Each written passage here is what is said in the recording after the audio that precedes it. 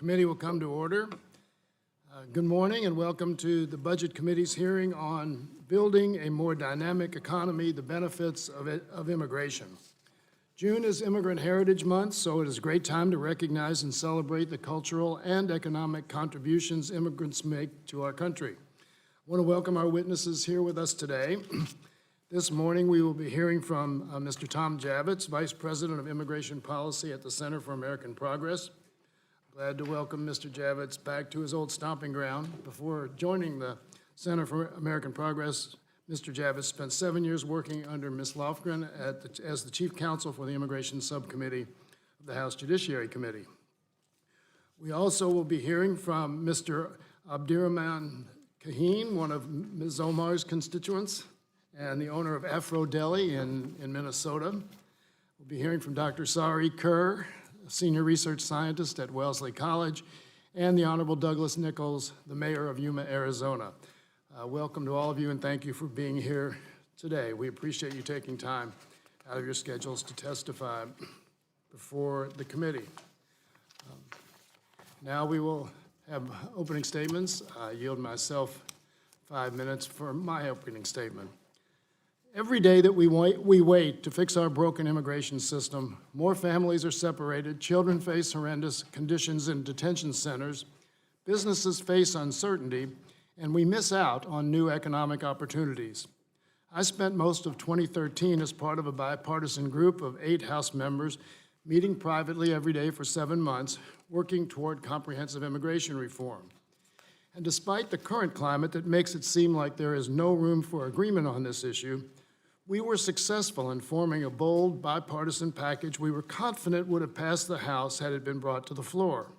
It was a true bipartisan compromise, one that would have kept families together, protected our borders, and provided pathways to citizenship.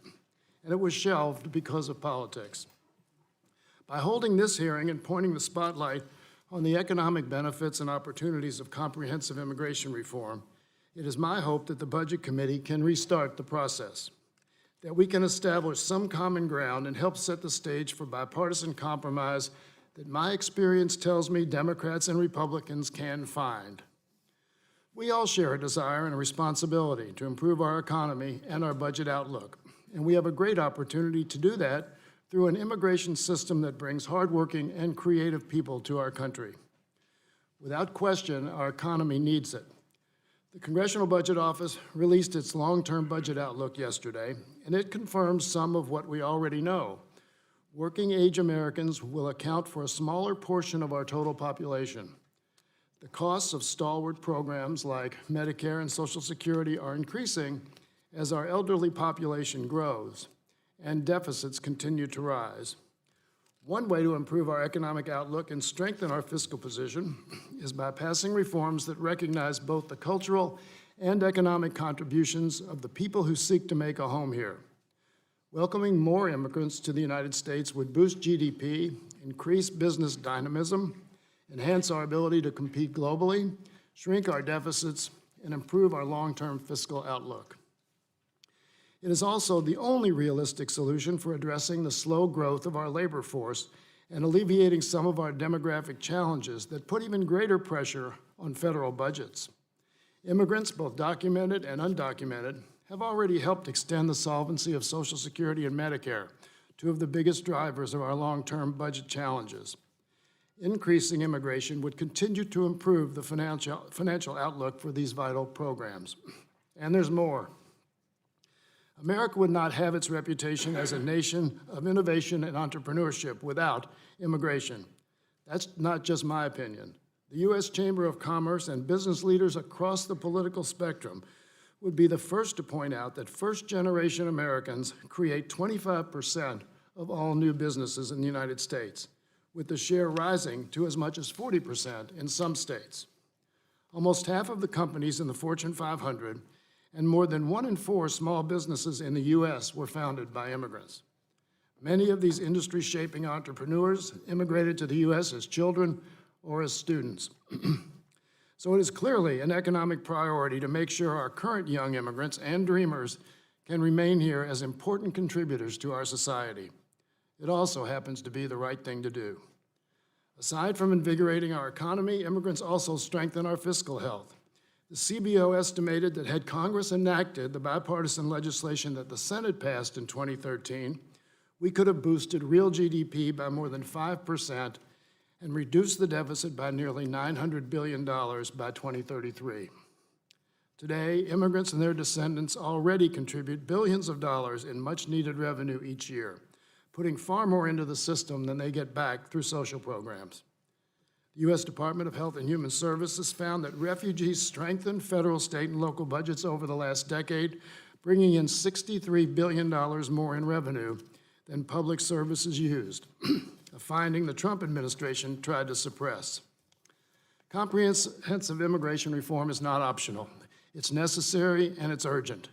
By failing to reflect our true national needs, current policies hurt our economy and prevent us from addressing some of our biggest fiscal challenges. And let's not lose sight of who wants us to enact reform legislation. Everyone from the U.S. Chamber of Commerce to labor unions, law enforcement, the faith community, the agriculture community, and countless other organizations and interest groups agree that immigration reform is key to our nation's future. Today, with compelling evidence of the economic benefits of reform, I hope we will be able to add more of our colleagues to the long list of supporters. And before I recognize the ranking member, I have a couple of unanimous consent requests. I ask unanimous consent to submit 4 reports from the Bipartisan Policy Center entitled Culprit or Scapegoat, Immigration's Effect on Employment and Wages. Recent immigration has been good for native-born employment. Don't neglect the benefits of lesser skilled immigration. And worsening labor shortages demonstrate need for immigration reform. I ask that all 4 of those be placed in the record. Without objection, so ordered. I also ask unanimous consent to submit a statement for the record from the National Immigration Forum. Without objection, so ordered. And finally, I ask unanimous consent to submit 2 reports from the New American Economy on how diversity raises wages and the contributions of immigrants as entrepreneurs. Without objection, so ordered. I now yield 5 minutes to the ranking member, Mr. Womack, for his opening statement. I thank you, Chairman. Thank you for your leadership on this committee. My colleagues across the aisle have called this hearing today to talk about the budgetary and economic impacts of immigration. I welcome the opportunity to explore bipartisan solutions that will improve our immigration policies and further strengthen our economy. Unfortunately, we must first address the crisis at our southern border, a crisis that both sides acknowledge has to be managed. For those who have questioned the seriousness of the situation, I want to quickly recap what's been happening. Over 100,000 migrants are trying to illegally enter the country each month, placing enormous pressure on Customs and Border Protection agents and communities along the border. Last month, 144,000 migrants were apprehended by CBP agents, in a 32% increase from the previous month. To put these numbers in perspective, the number of apprehensions in April of 19 is 591% greater than April of 17. 591%. At this rate, a total of over 1 million migrants are projected to have illegally crossed the border this fiscal year. The systems and infrastructure we have in place are terribly insufficient to handle this level of migration. And as Mayor Nichols of Yuma, Arizona will tell us today, it's our local communities that are having to pay the price. I too was a mayor once upon a time, and even though I was not in a border state, the effects of this phenomenon were felt even in my city. Our majority has had several opportunities to advance bipartisan solutions that would provide relief to these communities and begin to address the crisis at the border. For nearly 2 months, they've refused to act. I fear that last night's vote was an unfortunate loss of precious time. This is a situation where Congress clearly needs to come together and act swiftly. I'm sorry to say we're falling short of the basic obligations of our jobs here. Another costly partisan proposal they've championed is H.R. 6, a bill that failed to address the immediate challenges facing communities like Yuma and is expected to cost at least $30 billion in new mandatory spending over the next 10 years, according to estimates from the Congressional Budget Office. Another $30 billion of federal mandatory spending, that is spending that is set to autopilot. How do my friends on the other side of the aisle plan to pay for it? Well, they don't. They did not include a single offset in H.R. 6 as they waive their own pay-as-you-go rule to pass it. Further, I expect to hear today the false claim that immigration reform can improve the financial stability of the Social Security Trust Fund, projected to become insolvent by 2032. Problem with this notion, you're only looking at half the equation, those who would pay into the system. When you consider the other half of the equation, those who would receive benefits, the math doesn't add up. In fact, the Social Security Administration's chief actuary testified in 2015 granting amnesty to 5 million illegal immigrants would only extend the solvency of the program by 90 days. That's it. Hardly the Social Security savior some of our friends like to claim. The truth is, I believe immigration reform, done right, can have a positive effect on the economy and on the federal budget. Immigration, after all, is what our great nation was built on. I'm particularly interested in how we can improve our visa program to meet the demands of our growing labor market and create even more opportunity for hardworking families. I know this is a priority for job creators in my district and across the country. The same goes for USMCA, a modernized trade agreement with Mexico and Canada that cities on the border and across the country are counting on. As Mayor Nichols explains in his written testimony, USMCA is critical for Yuma's economy and creating jobs for current and future visa holders. In April, I spent an entire week back home talking with local workers, entrepreneurs, and business leaders about the need to finalize this important pact, which will create more than 100,000 jobs alone in my state. If this committee truly wants to build a more dynamic economy, we should focus on the benefits of the USMCA, which will strengthen trade with two of our largest trading partners and make American businesses more competitive around the world. It's clear we have a lot of opportunity to strengthen our economy and the federal budget, but before we can deliver meaningful reforms, we must ensure our communities are safe and our borders are secure. I look forward to discussing how we do that today. And with that, Mr. Chairman, I welcome the witness testimony and I yield back my time. I thank the ranking member for his opening statement, and once again, I want to welcome all four of our witnesses. Each of you will have 5 minutes for your opening statements. And by the way, if any other member of the committee has an opening statement, they may submit it in writing for the record. But each of you will have 5 minutes for your testimony, and your written remarks have been entered into the formal record. And so I will first recognize Mr. Javits for 5 minutes, and you may begin when you're ready. Chairman Yarmouth, Ranking Member Womack, and members of the committee, thank you for inviting me to testify this morning. So when I think of the contributions that immigrants of all backgrounds, skills, and levels of educational attainment make to our country, I'm often reminded that my former boss and your colleague, Representative Zoe Lofgren, describes immigrants as people who have enough get up and go to get up and go. While people often think about immigrants in traditional gateway places like New York, Chicago, San Francisco, in recent years, recent decades, immigrants have found new opportunities for themselves and their families in new gateways like Atlanta, Charlotte, and Nashville, as well as in suburbs. Immigrants are breathing new life into rural communities. Late last year, the Center for American Progress did a new study that found that immigrants ameliorated population decline in nearly 4 out of 5 rural places in this country, and were entirely responsible for population growth in 1 out of 5 rural places. Instead of hospitals closing, schools consolidating, businesses drying up, in these communities, immigrants are opening small businesses, they're providing essential healthcare services, rejuvenating downtown areas, and both filling and creating jobs. Immigrants are also contributing their food, music, culture, and language. Immigrants also will help to ensure our continued shared prosperity in the years ahead. As baby boomers retire, immigrants will disproportionately work as their doctors, nurses, and home health aides. Immigrants and their children also will fill enormous holes in the workforce left behind as they retire.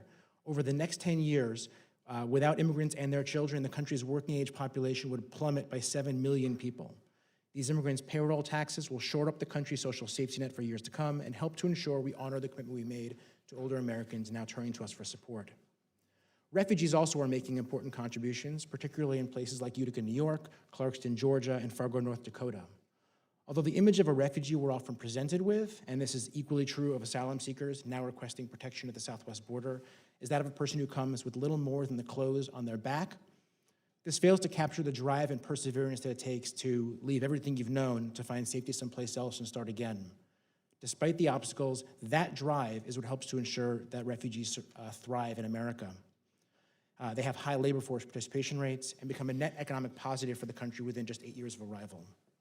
I've been speaking so far about all immigrants, both documented and undocumented, but I want to focus now on the 10.5 million undocumented immigrants in the country, paying particular focus to the 7 million who are in our workforce today. According to CBO and JCT, the comprehensive immigration reform bill that passed the Senate in 2013, which would have provided a path to citizenship for these individuals, would have decreased federal budget deficits by approximately $1 trillion and increased increased the nation's GDP by 5.4% over 20 years. Average wages for all workers would have increased by 10 years. By contrast, in 2016, CAP worked with 2 leading economists to find that removing undocumented workers from our workforce would in the long run reduce the nation's GDP by 2.6% and reduce cumulative GDP over 10 years by $4.7 trillion. Some industries would see workforce reductions of up to 18%. In my testimony, you'll see a table showing that the 23 states represented by members of this committee would experience GDP losses totaling more than $350 billion annually from such a policy. Each state would experience key losses in key industries, including a 13% loss in GDP from North Carolina's construction industry and a 12% loss in GDP from Texas's leisure and hospitality industry. With respect to Dreamers and TPS and DED holders, earlier this month, the House did pass H.R. 6, the Dream and Promise Act, which would offer protection to people like Donaldo Posadas Caceres.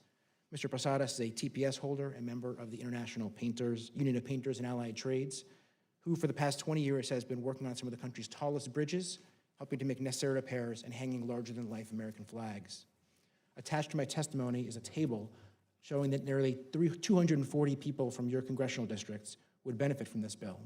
The individuals and their households pay billions annually in federal, state, and local taxes, in rental payments, and home mortgages. Everyone knows our immigration system is broken. Before joining CAP, I spent 7 years working for the House Immigration Subcommittee and was involved in 2 major bipartisan efforts to try to come up with a solution for that system. I think the chairman would agree that the negotiations that we were involved in 2013 were spirited, but members on both sides of the aisle genuinely felt they were coming together to solve a problem for this country. What gives me hope that we'll find a way back to those conversations in the years ahead is that despite the deluge of negative attacks that we hear constantly on immigrants and refugees, more than 3/4 of Americans now say immigration is a good thing for this country, the highest level in decades. A greater share of the American public also believes that immigration levels to this country should increase or stay the same than at any time since Gallup has polled that question in 55 years. Americans want real solutions, and they want an immigration system that actually works and that works as designed. If we can do that, if we can establish a well-functioning, modernized, and humane immigration system that both lives up to our nation's past and works for our nation's present and future, we can be true to the vision of this country as a nation of laws and a nation of immigrants, and can begin to restore respect for the rule of law in that system. Moreover, we can position this country to harness the full economic benefits that immigration holds. Thank you so much, and I look forward to your questions. Thank you for your testimony. I now recognize Mr. Kaheen for 5 minutes.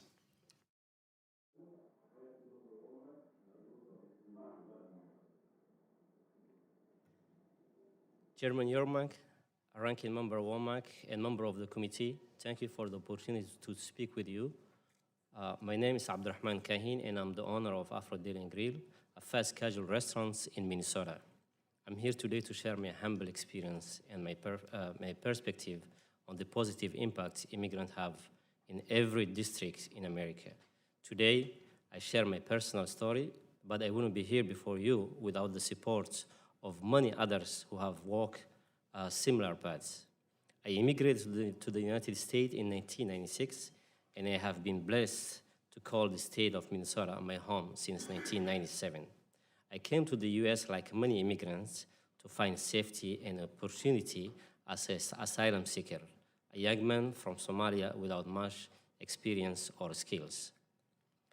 In Minnesota, I found a rich immigrant community from all over the globe and an opportunity to create the life I always dream of. My first job was overnight parking attendant, which was perfect because it allowed me to go to ESL classes in the evening before work. After that, I was able to attend community college and learn the skills I needed to start my first business, a media production company. In the 10 years after, I opened several other businesses before I found my passion in the hospitality industry.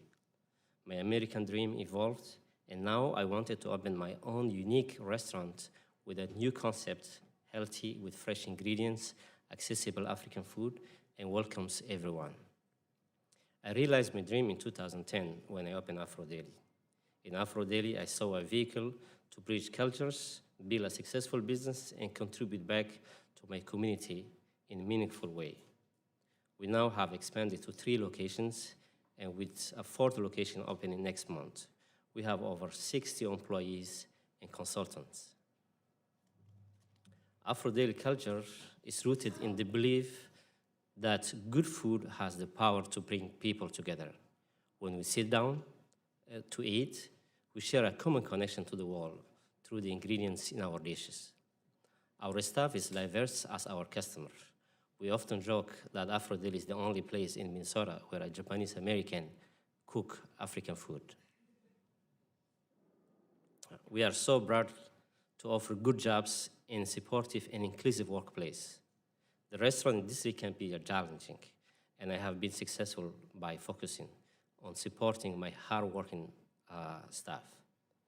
This is why I champion paid sick leave, something Afro Daily has always offered to staff to push other small business owners to support working families, improve working conditions, and reduce turnover.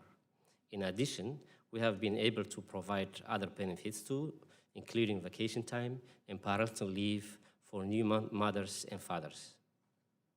We take in pride in being a diverse organization where Americans of different origins work together. Afro Daily directly supports local initiatives and community organizations that do good. We offer donations of food, money, and time to a wide variety of good causes. It's part of our DNA. Whether it's spearheading an initiative like a Dine Out for Somalia to raise money for the famine relief effort in 2017, or offering free meals to our furloughed neighbors as a small token of our appreciation for their public service. Giving back is an important part of my company. Personally, I have been honored to serve on several local and national boards, and I encourage my staff to do so as well. Our effort to contribute to our local community don't end with nonprofit partners. Afro Daily is also a partner with local farmers and small business owners where possible. This means the majority of our meats, produce, or other ingredients are sourced locally from the locals, with most of them a minority or women-owned as well.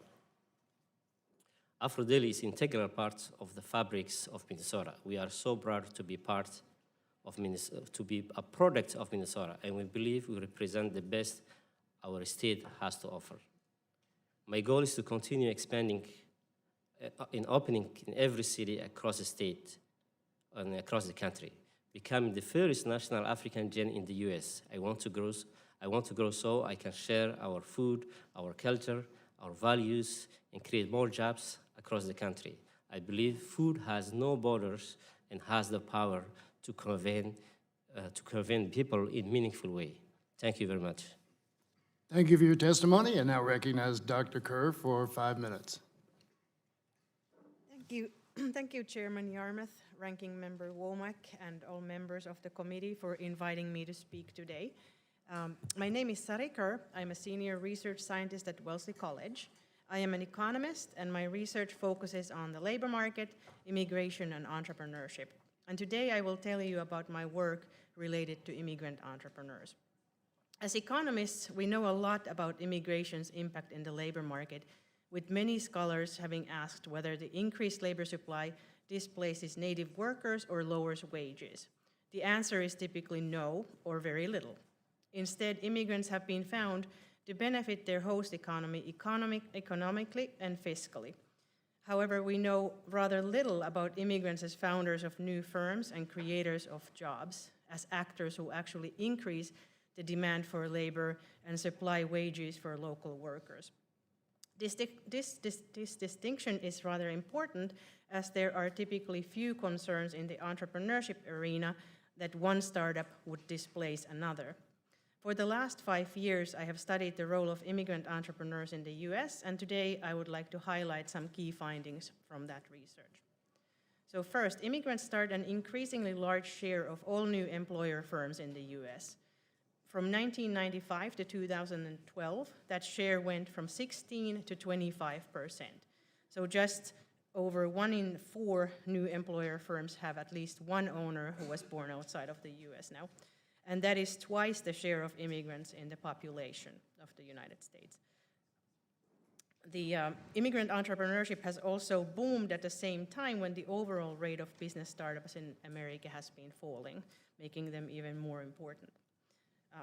Second, the role of immigrant entrepreneurs is large in the high-tech sector, but just as large in other sectors of the economy. The high-tech sector, 29% of new firms have at least one immigrant owner, whereas in other industries the share is 26%. And we see that immigrant firms are especially concentrated in the service sector, accommodation and food, professional and technical services, healthcare and social services, as well as in retail trade. Third, the US states definitely differ greatly in terms of the share of firms that are owned by immigrants. But in all states, in all cases, immigrants start more firms on a per capita basis than natives do. If we look at the least dependent states like Montana, the Dakotas, and Idaho, we notice that about 6% or less of the new firms are founded by immigrants, whereas in California, New Jersey, and New York, that share is more than 40%. But wherever we look, immigrants are more likely to start companies than natives are. So for example, in 2007, about 3% of Kentucky's population was born outside of the United States, but 9% of all new employer firms in Kentucky in that year had immigrant owners. Fourth, the job creation share of immigrant entrepreneurs is also high. The average immigrant-owned firm hires slightly fewer employees than the average native-owned firm, but nevertheless they account for about 23% of all jobs created in these young employer firms we looked at. This is very important, as young firms tend to account for almost all of the net job growth in America. And my final point is that the jobs that immigrant entrepreneurs create pay somewhat less or provide a little bit somewhat fewer benefits in terms of paid time off, retirement savings accounts, and health insurance, and that comes largely from their concentration in those three key sectors that I mentioned. If I look at high-tech sectors, then immigrant-owned firms actually pay higher wages and offer relatively similar employee benefits as the native-owned firms. And again, if I compare apples to apples, where my apples are firms that are very similar in terms of all their observable traits, then the jobs created by immigrant entrepreneurs look very similar as those created by native owners of firms. As a conclusion, I would like to state that the contribution of immigrant entrepreneurs to the US economy is quite significant and often not fully recognized even among the dedicated immigration and entrepreneurship scholars. The US landscape in terms of firms and jobs would look rather different without the immigrant entrepreneurs. I am very happy to answer any questions you may have today, and I thank you again for this opportunity to come and talk. Thank you, Dr. Kerr, for your testimony. I now recognize the Honorable Mayor of Yuma, Arizona, Mr. Nichols, for 5 minutes. Thank you very much, Chairman Yarmouth and Ranking Member Womack and the committee members for this opportunity today to speak to you about immigration and the impact on the Yuma community. I am Doug Nichols, the mayor of the city of Yuma. And just give you a little background on Yuma. Yuma has 100,000 people year-round. Our location is where Arizona, California, and Mexico meet. So we're right on the southern border. Our county has a GDP of $5 billion, with $3.5 billion associated with the agricultural industry. And that industry produces 90% of the leafy green vegetables you consume in the United States and Canada consumes during the winter season. That requires 50,000 agricultural workers to make that happen. They are comprised of 3,800 H-2A visa holders, over 30,000 domestic workers, and 15,000 workers that cross the border each day to work in the United States and then return home each night to their homes in Mexico. So as you can see, the immigration system is vitally important to the Yuma agricultural industry. However, the guest worker program is cumbersome and truly doesn't meet the needs of the industry. Yuma lost 10,000 potential acres of fresh produce to Guanajuato, Mexico, and also lost $2 billion worth of opportunity in building agricultural infrastructure to support that industry. And that's because of lack of consistent, sustainable, skilled labor work sources. On the medical front, Yuma is designated a health professional shortage area. So our hospital reaches out and utilizes the H-1B visa program, the J-1 visa program, and the T-1 visa program in order to fill up to an average of 5 doctor slots every year for our community. However, the most pressing situation that we have at this time is the release of migrant families in Yuma by the U.S. Border Patrol. When the crisis began in March, I brought together all the nonprofits to see how we could set up a temporary 200-bed shelter system in order to address the humanitarian concerns of the migrant families being released and also address the public safety concerns with the community. On April 16th, the capacity of that shelter was exceeded, and I had to declare a local emergency. A few days later, we had over 300 people in the shelter, and we had to close the door to new migrant families. That has happened 3 more times since that first event. To date, we have had 5,146 people come through that shelter system in 3 months. This is completely unsustainable. In those 3 months, the NGOs have spent $700,000, have provided 93,000 pounds of food and clothing, and has contributed thousands of hours of volunteer time. The hospital has seen 1,300 migrant patients since the beginning of the year at a cost of over $800,000, and only 1/3 of that cost is reimbursed by the government. Our trade and port operations have been compromised. The reallocation of 37 temporary duty customs agents has reduced the San Luis Port of Entry from 8 lanes to 5 lanes, which has increased border wait times an amazing 46%. That's 1.2 million trips through the port that no longer will impact our sales tax and tourism. Border Patrol closed the checkpoints on the interstates to reallocate personnel at a time when our communities are experiencing a record level of fentanyl and methamphetamine transportation through the communities. But an unquantifiable impact is the negative perception of the border communities in terms of investment and tourism. The Yuma County Chamber of Commerce reports that since the beginning of the year, they've had a 50% reduction in relocation packet requests. Our Greater Yuma Economic Development Corporation reports that 2 multi-million-dollar projects that were slated for Yuma were redirected to Mexico due to the perception of port issues and timely movement of workers.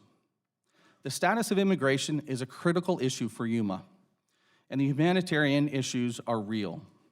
The community needs effective immigration policies for trade and commerce. However, the drain of resources and the strain on the community needs to stop. Thank you for your time and your attention, and on behalf of the people of Yuma, I invite the members to come visit Yuma and experience the border firsthand. Thank you. Thank you, Mayor Nichols. Thanks once again for all of your testimony. We'll now begin our question and answer session. As a reminder, members can submit written questions to be answered later in writing. Those questions and the answers of the witnesses will be made part of the formal hearing record. Any member who wants to submit a question for the record may do so within 7 days. As is our habit, the ranking member and I are going to defer our questions till last. So I now recognize, as a matter of courtesy, the gentlelady from Minnesota, Ms. Omar, for 5 minutes. Thank you, Chairman Yarmouth. Thank you to all of you for testifying. Assalamu alaikum, Kahin. It's really wonderful to see you here. Thank you so much for accepting our invitation to come and testify and tell us about the wonderful successes immigrants are having in Minnesota. I'm a little disappointed you didn't bring us Afro-Deli tea and sambusas. I was showing pictures to my colleagues of your restaurant and what it offers. It's one of my favorite places to spend time in. So I wanted to talk about the economic impact of immigrants. There was a project called MAP, the Impact from New American Economy, which is a bipartisan research that showed how immigrants are having an economic growth, driving economic growth in every region of the country. Particularly in our districts, immigrants have paid $760 million in taxes last year. We contributed $2 billion in spending power. Again, this isn't just in Minnesota's 5th district, it's statewide. Immigrants paid more than $4 billion in taxes and contributed $11.5 billion in spending power. In Minnesota, there are more than 22,000 immigrant-owned businesses that employ more than 35,000 people. One of those entrepreneurs, people who are having successes, is you. When we think about the kind of saying that was used, we get going. You became an entrepreneur just a few years after entering the United States and have been quite successful. You've been featured in the New American Economy. There was a profile of you last August, which I would love to enter into record. You talked about Without objection. You talked about the kind of opportunities that were afforded to you in Minnesota and how the Minneapolis community has contributed to your success. Could you talk a little bit about some of the policies that we have in Minneapolis that have impacted your success as an entrepreneur? I think the most successful impact that we have in Minnesota is because of the people of Minnesota are very warm people and very welcoming people, and especially their economic development from locals and state and county level is very encouraging people to do business. And because of that, I think I maneuver the system, and I encourage most of my family and friends to start business, because I think that's the easiest place to start business, I think, across the country. Yeah. I mean, we say in Minnesota it's a cold place, but the people have warm hearts. Exactly. And that certainly has an emotional impact on all of us and allows us to have the kind of successes we've had. So thank you so much for creating employment opportunities for so many Minnesotans and for being a shining example for what immigrants can do in this country. Mr. Javits, I wanted to talk to you about the kind of impact the Muslim ban has had. Today is the 1-year anniversary of the Supreme Court ruling. And so if you can tell us a little bit about the kind of impact, economic impact the Muslim ban has had on our economy. Yeah, so thank you so much, Congresswoman. So today is the 1-year anniversary since the Supreme Court allowed the 3rd iteration of the Muslim ban, the travel ban, to go into effect. And as you all may know, the case is still under litigation right now. One of the things the Supreme Court relied upon in their ruling was this waiver process that had been set up by the State Department to grant waivers of people who were subjected to the ban. We now know over a year that about 5% of those waivers are being granted. Consular officers say that they don't actually have authority to grant the waivers. They can just send them to headquarters where they get sent into a black hole. You've got people who have been waiting now for a third of the people basically who are in the line, according to a new collection by Georgetown, shows that they've been waiting for 2 years or more for their visas to be adjudicated. Marketplace actually did a recent piece looking at small business owners who are seeing their businesses stifled as a result of the travel ban and their inability to get workers. You also, of course, see the impact on families, U.S. citizens around the country who are being forced to remain separated from their family members. And one of the really nefarious effects of this, of course, is if you look at the impact on admissions to this country for people from Muslim-majority countries, it has plummeted, more than 90% drop over 2 fiscal years for people from Muslim-majority countries in our refugee program, about a 30% drop in the immigrant visa program, and about 20% drop in temporary visitors. So across the board, we're reshaping what admissions and immigration and visitors to this country will look like. Thank you. I yield back. Gentlelady's time has expired. I now recognize the gentleman from Missouri, Mr. Smith, for 5 minutes. Thank you, Mr. Chairman. Mr. Chairman, I would like to submit into the record for Representative Bill Flores, who had to leave for the Energy and Commerce Committee, a letter that he has from the mayor of El Paso. Without objection. Thank you, Mr. Chairman. Thank you for holding this hearing today. Yesterday, CBO released its forecast for our nation's long-term fiscal stability. The numbers are shocking. $80 trillion in new deficits over the next 30 years. Yet we have no plans from the other side on how they would address this crisis. It's time for them to step up with a budget. It has been 72 days. I keep counting the days, keep addressing the numbers at every one of our budget committee hearings, hoping the other side will present a budget. We are the budget committee. We need to present a budget. We're 72 days past due. In order for us to address our priorities, we need to have a budget. It's clear that we agree that legal immigration can have a positive impact on our economy. I said legal immigration. We know how good our economy is right now. We've all heard the numbers about job openings. In fact, in April, the number of job openings exceeded the number of unemployed by the largest margin on record.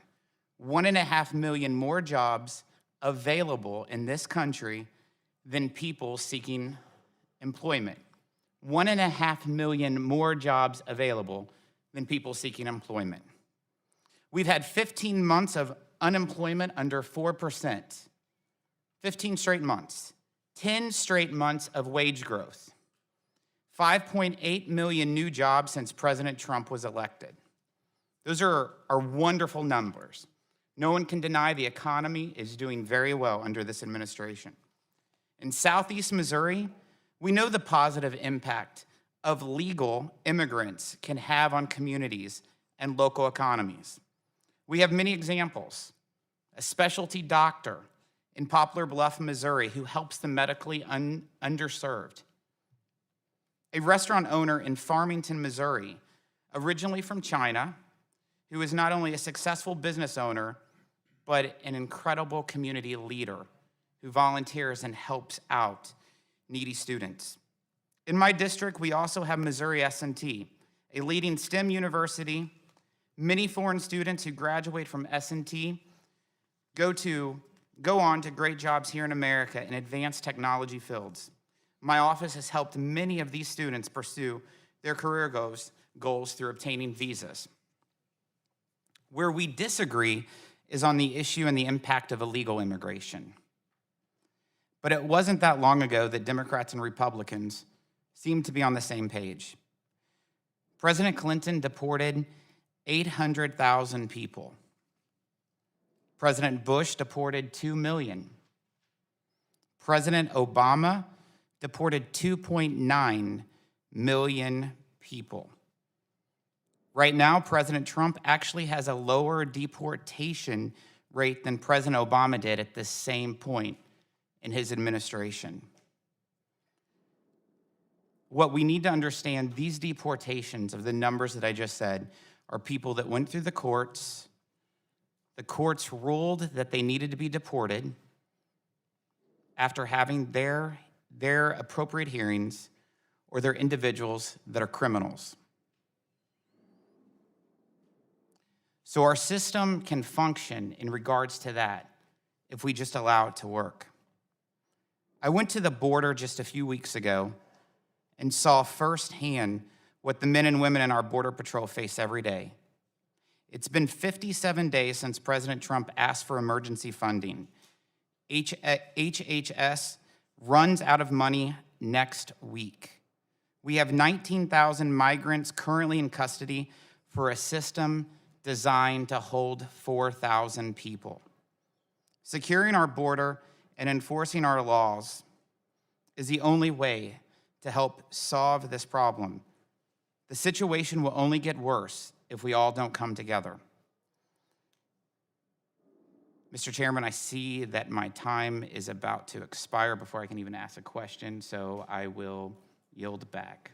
Thank the gentleman. His time has expired. And I just want to mention, in relation to your comments on the budget, as of tomorrow, the Democratic House will have appropriated 97% of all federal spending. So there will be a very clear picture of what House Democrats' budget priorities and values are at that time. I now yield 5 minutes to the gentleman from New York, Mr. Higgins. Thank you, Mr. Chairman.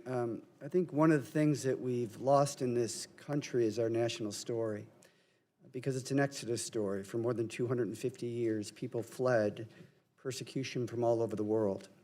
They crossed seas and deserts for the freedom found in the Promised Land. This administration has made policy decisions that deny fundamental rights to migrants and has unjustly separated families for acts that are not criminal violations. Nearly 1/4 of all new businesses in the United States are started by immigrants. Almost half of the Fortune 500 companies were founded by immigrants to America, creating jobs for Americans.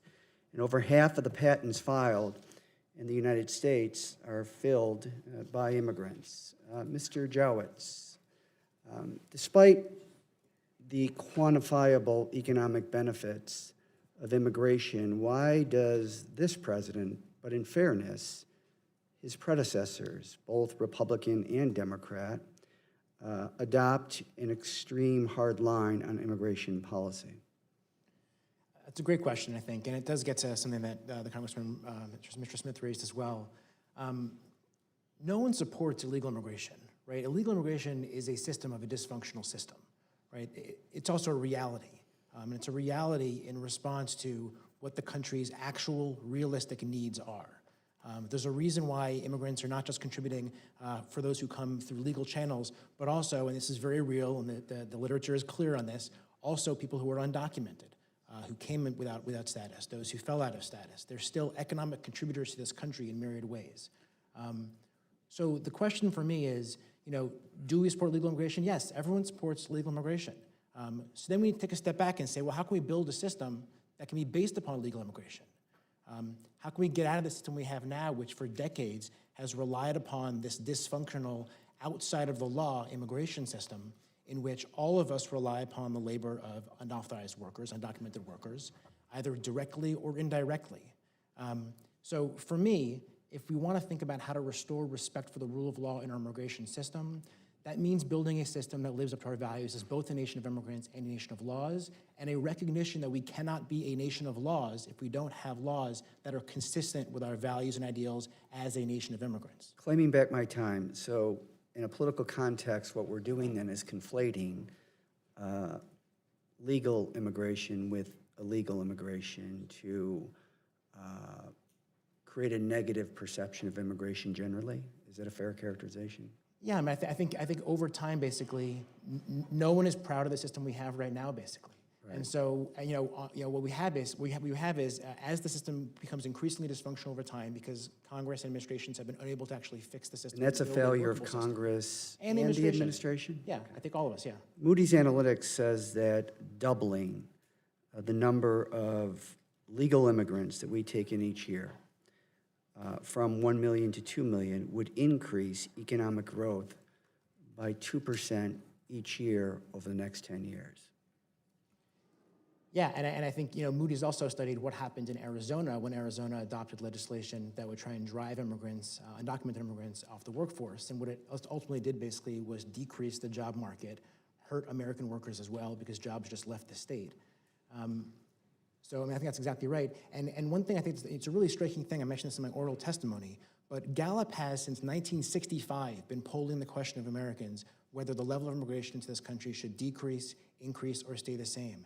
And we are now at basically nearly 55-year highs in the American public saying that immigration to this country should remain the same or increase. So we can keep banging our heads against the wall with our broken system and be really angry about the fact that we have 10.5 million undocumented immigrants here, 7 million in our workforce, and that number is going to continue to fluctuate around that amount, or we can fix the system and bring people within the legal immigration system so that our system can work as it is designed rather than through workarounds and us just turning a blind eye to what's going on.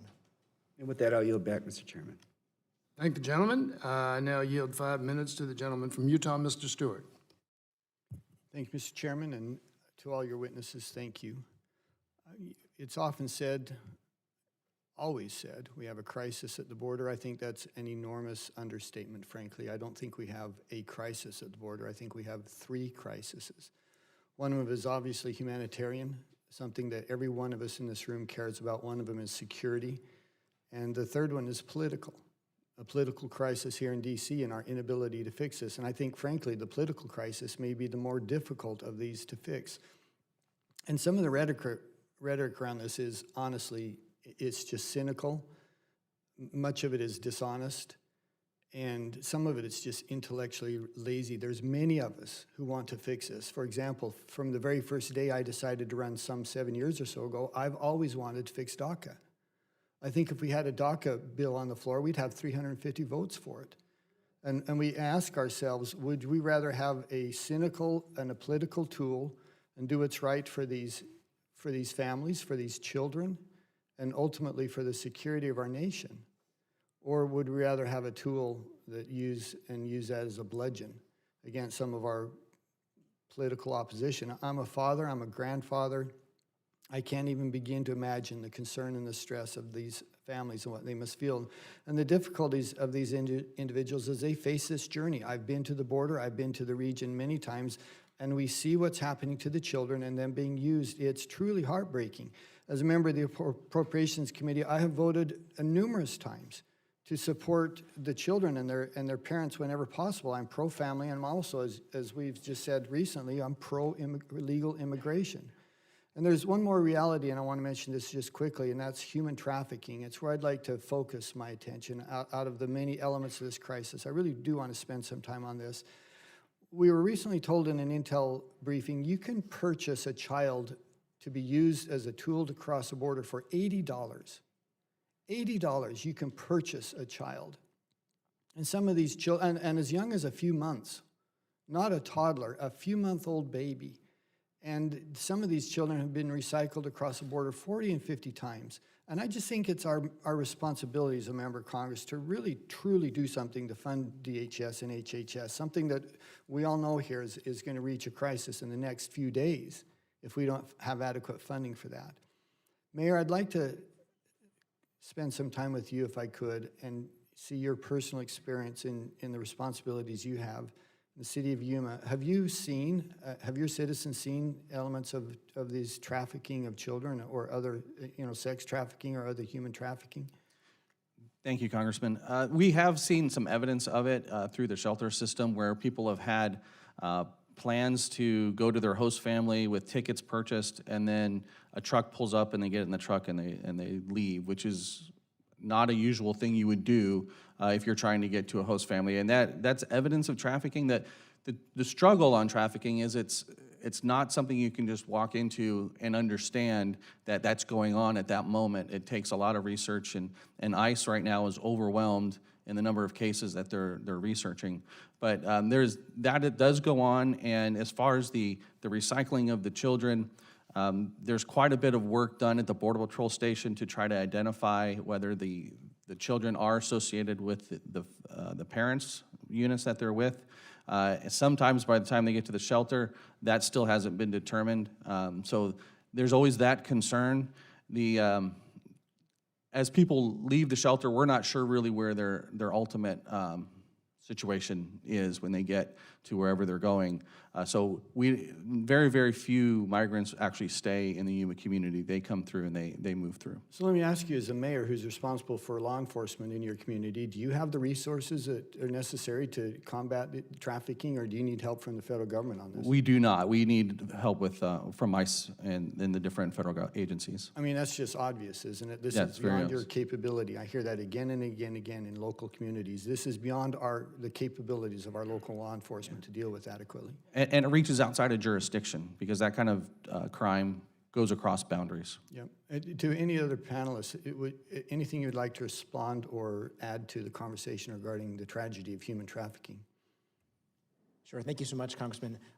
So I got a few things on that. I'd say one, it's important to keep in mind that The legislation that many people have been talking about for the last few years, really since 2014, that people want to make changes to, the so-called asylum loopholes, are embedded in the Trafficking Victims Protection Reauthorization Act. The proposed changes that many of you have voted for over the last 5 years would change that law and make it so that children who come without a parent or without a guardian can be turned around immediately, even if they don't comprehend. I mean, this is literally in the bill. If they don't comprehend the consequences to them of accepting a return.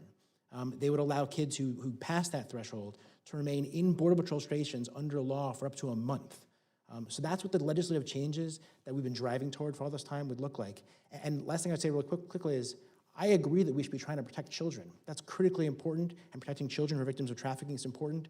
But I also want to think about the child who died, just a day or two ago in the Rio Grande, whose picture became, ubiquitous on social media just last night. Right? This is a family that tried to come through the port of entry to request asylum, and they were told the port was closed. And they looked at the river, and the father said it didn't look that bad. And so they decided to try and cross, just so they could avail themselves of the right under our law to apply for asylum. Well, and I'll conclude, our time is over, but that your point is the asylum and the legislation around that has got to be reformed to dissuade people from taking that type of risk, so. That is not my suggestion, I would say. Well, you and I may disagree on that, but we understand and agree that it's a real problem, and that if we don't do something, it's going to continue to be a problem. That I would agree with you. Gentleman's time has expired. And now recognize the gentleman from North Carolina, Mr. Price, for 5 minutes. Thank you, Mr. Chairman, and let me too thank all of our panelists for a very useful discussion. I represent the Research Triangle area of North Carolina, and we're an area that has welcomed immigrants and benefited from the presence of immigrants in all aspects of our workforce, whether we're talking agriculture or construction or hospitality or healthcare or high-tech industry. We have a large immigrant population, and we are attentive, therefore, to national policy and to the trends that national policy may encourage. What we see with the Trump administration is an array of national policies that are hostile and alarming and have spread panic in the immigrant community and beyond. The Muslim ban, the revocation of temporary protected status, the virtual cutting off of the flow of refugees, the betrayal of the dreamers, indiscriminate deportations, separating families at the border, and on and on and on. There are those explicit policies. Secondly, there is a widespread perception, justified or not, of bureaucratic slow walking, not just in the refugees, that is a reality, but also in just the processing of visas and other bureaucratic procedures associated with immigration. And then there's the question of the optics, and that's what I want to get to, the message this sends, the conclusions that are drawn by people who may be thinking about, let's say, studying in this country, or teaching in this country, or undertaking entrepreneurial ventures in this country. That's really my question, and it is focused on higher education, since we're a center of higher education. And we have many international students, undergraduate, graduate, postdocs. We have talented, trained people who hopefully would stay in this country and lend their talents to our economy. And we have many examples of the kind of entrepreneurship that we've heard described here. So that's my question about the trends. What are the relevant policies when we think about the kind of student and postdoc and entrepreneurial talent we want to attract? What can you tell us about the trends in terms of students choosing the U.S.? I hear a great deal that we're losing students to Canada, to Germany. I hear about incredibly difficult times just with visas and with just processing the student and faculty papers and so on. That's my question. What do the trends look like, and what are the relevant policies? Thank you. I'll start to respond to that. So you are absolutely right that the U.S. depends heavily on high-skilled immigrants, and a lot of these immigrants don't necessarily arrive with high-skilled kind of credentials. They arrive as students, and they arrive under a student visa, which is basically of a fairly unlimited supply, then they have to figure out what they can do after they graduate, and then there's a more limited supply of visas at that point, and then eventually, given that they're high skilled, they will probably like to stay and continue working on a work visa, and there's yet another more limited supply of visas available, the H-1B. And I think that is a very difficult situation that we're facing. US is facing also some stiff competition from Canada, Australia, UK, other immigrant destinations that have great university systems, and I think it would be very helpful to think through kind of how does this process of actually attracting and retaining these high-skilled individuals who are going to pay taxes and contribute to innovation. Do we actually have data on the trends in this regard? On the trends, so my what I have seen, and you can see also some anecdotal evidence out there, is that there's definitely the increase has stopped. So we don't see this ever increasing supply of high-skilled students entering the United States the same way as we have before. I think we need to wait a little bit longer to see kind of where the trend is turning.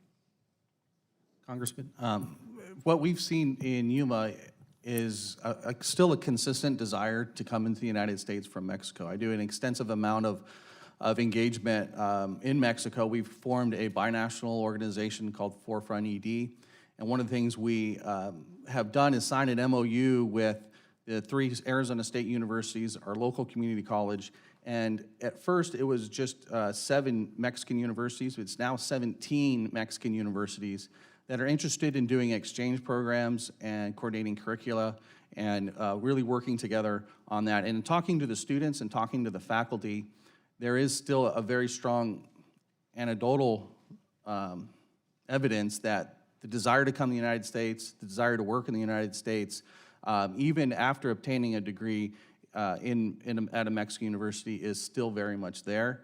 And our economy, as I tried to describe in my remarks, is dependent upon that, from our hospital to our agricultural industry.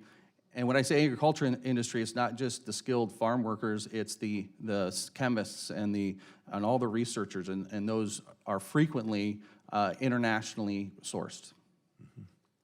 Thank you for your response. That gentleman's time has expired, and now recognize the gentleman from Texas, Mr. Flores, for 5 minutes. Thank you, Mr. Chairman. I also want to thank Representative Smith for submitting my letter from the Mayor of El Paso for the record. And I'll just talk a little bit about what's in that letter. Since January 2019, more than 75,000 migrants have been released into El Paso, climbing from 7,800 migrants in January to 18,804 in April. CBP facilities that are at capacity, and federal offices are spread way too thin to appropriately handle the processing claims. As a result, delayed processing and wait times on the northbound bridge point of entry in El Paso resulted in an estimated $483 million loss of imports for the month of April alone. Cross-border spending and trade also coming from the border is a boon for the city of El Paso and the region along our border. It's unfortunate that my colleagues on the other side of the aisle are unwilling to adequately fund ICE and CBP to meet the increased levels of migration we're experiencing, leaving open the prospect of dangerous individuals entering our country. Mayor Nichols, I'd like to begin my questioning with you, if that's all right, and thank you for being here today. You're giving a firsthand perspective of the crisis and what it's like on the southern border. The statistics that we've seen today are undeniable. And your city is not alone. As I mentioned, El Paso has experienced the same increased levels of migration and seeing the substantial impacts reverberating through their local economy because of a lack of resources. While legal immigration is important to all of us and to our economy, underfunding the humanitarian crisis on our border will have the opposite effect. Yuma is home to more than 100,000 people, as you stated, but it's reported that you have seen more than 24,000 families cross into your city over the past year. The only shelter available is significantly overpopulated. CBP is understaffed and overworked. So when 1,300 migrants were released into Yuma over the course of the last few weeks, you had no choice but to call a state of emergency. So my questions are this: do the numbers you talked about add up to a crisis, in your opinion? Thank you very much, Congressman, for the question. They very much do. And just to kind of maybe put it in perspective, when you talk about 5,000 people that I mentioned in my comments, maybe not seem like a lot when you live in a large city. But if you translate that to a community of, say, 4 million people, a large city like the city of Phoenix, the proportionality of that is 200,000 people. That would be 200,000 people coming through a community of 4 million. That is a substantial impact. And so there's really, it's really no clear way to describe it except for exactly that. It's unsustainable to continue to have that kind of flow through our community. So the analogous impact on Phoenix, as you stated, would be essentially 2 times the population of Yuma.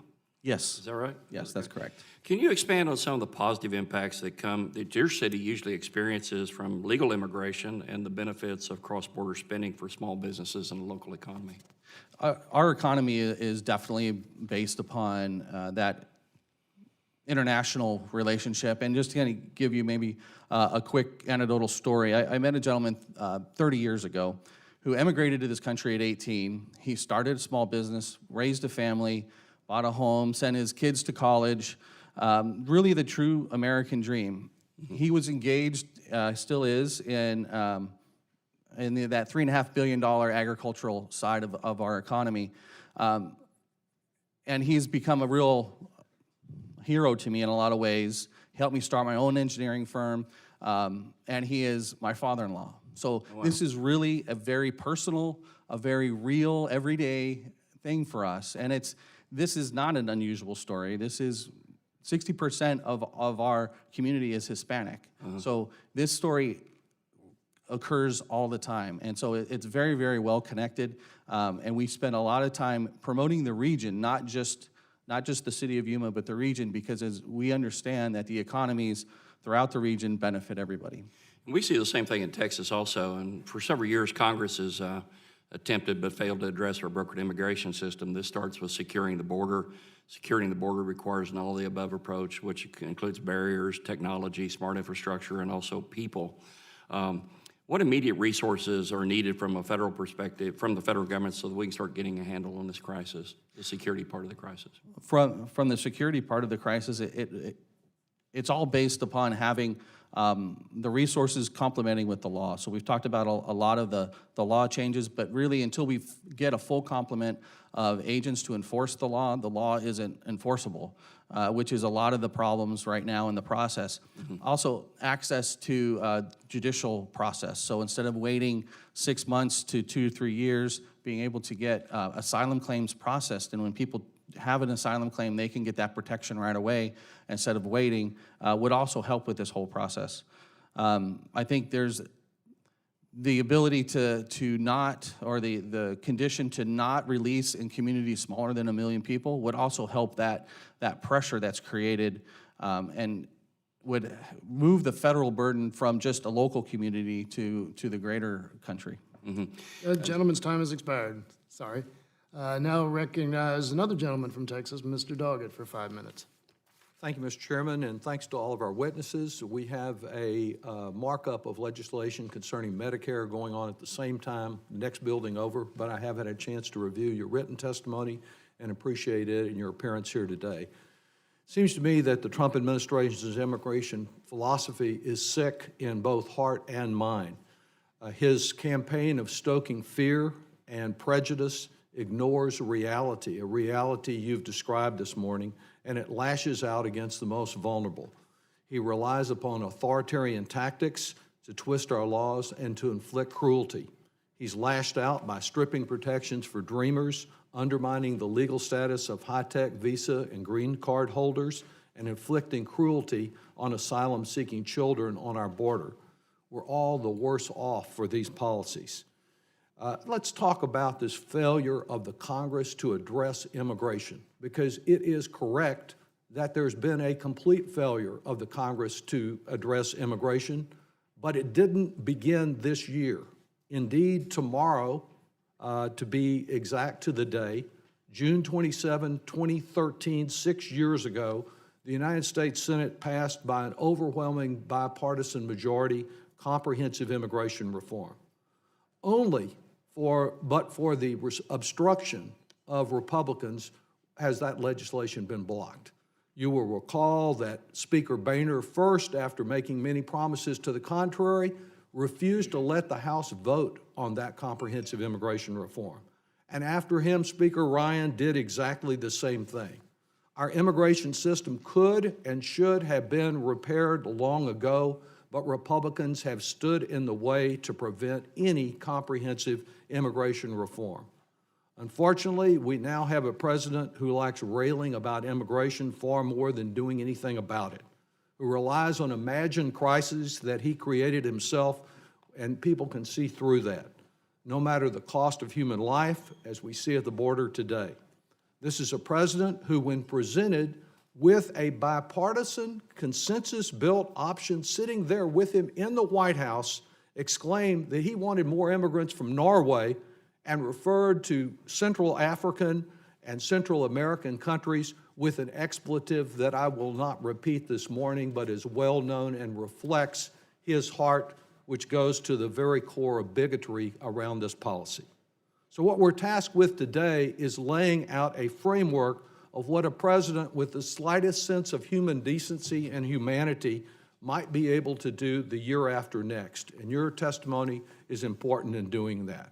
Meanwhile, this year, the House has already recognized that our dreamers who have cleared a criminal background check are contributing in our country.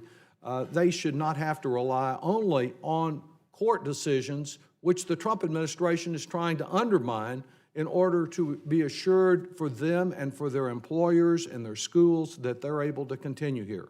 Unfortunately, the situation, again, when we talk about the failure of Congress, yes, there's a failure of Congress. There's a failure of now the majority leader in the Senate doing exactly the same thing that House speakers under Republican control did in the past, refusing to even let the Senate consider protection for our dreamers, the easiest and most direct piece of immigration legislation that we might approve.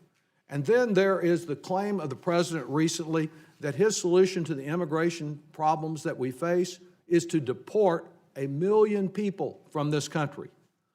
Fortunately, the president, because we have now an acting Homeland Security Secretary, a vacancy for the head of Customs and Border Protection, an acting head for Citizenship and Immigration Services, has given us an immigration policy with many tweets, but with no leadership, with a lack of organization, and with general incompetence. And so many of our immigrants and the businesses and industries that depend upon them are protected in some cases by our courts and in other cases by just the incompetence of this administration in carrying out its policies. All objective economists who've looked at this recognize that giving our dreamers legal status, that stop tearing families apart and let those who have been here legally in our country contribute to our economy will aid us greatly. The irony in Texas is so great. We face worker shortages right now, particularly in construction, in agriculture, in the service industries.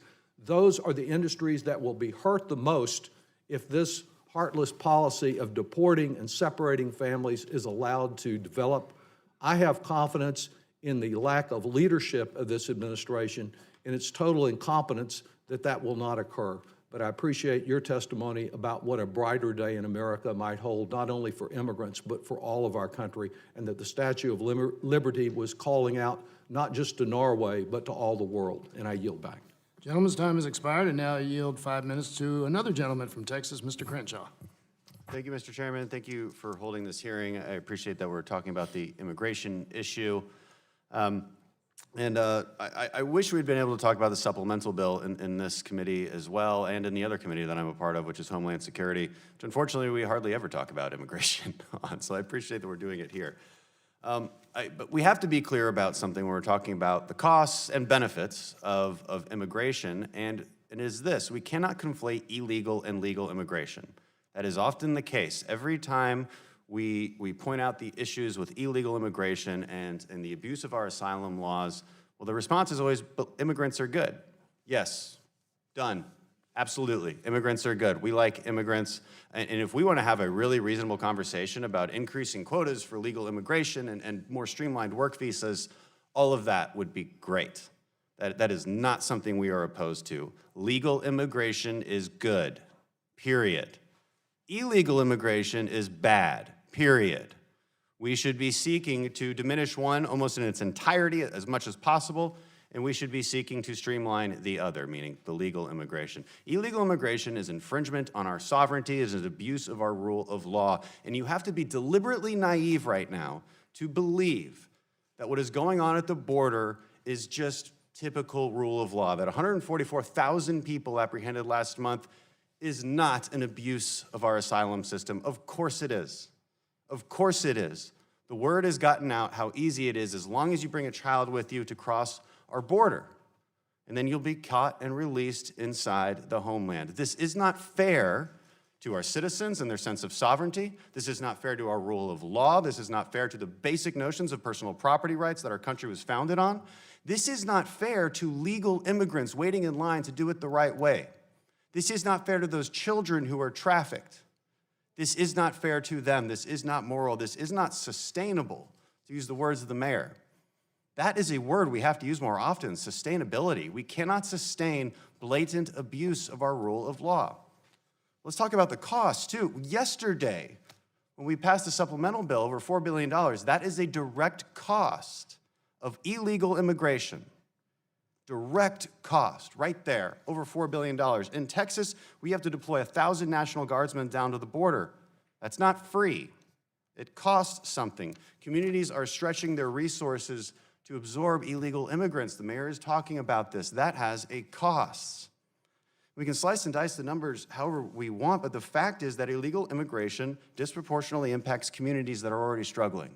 It just does. Just last week, we had a hearing about stretching scarce federal resources to impoverished communities, talking about Americans, another good hearing to have.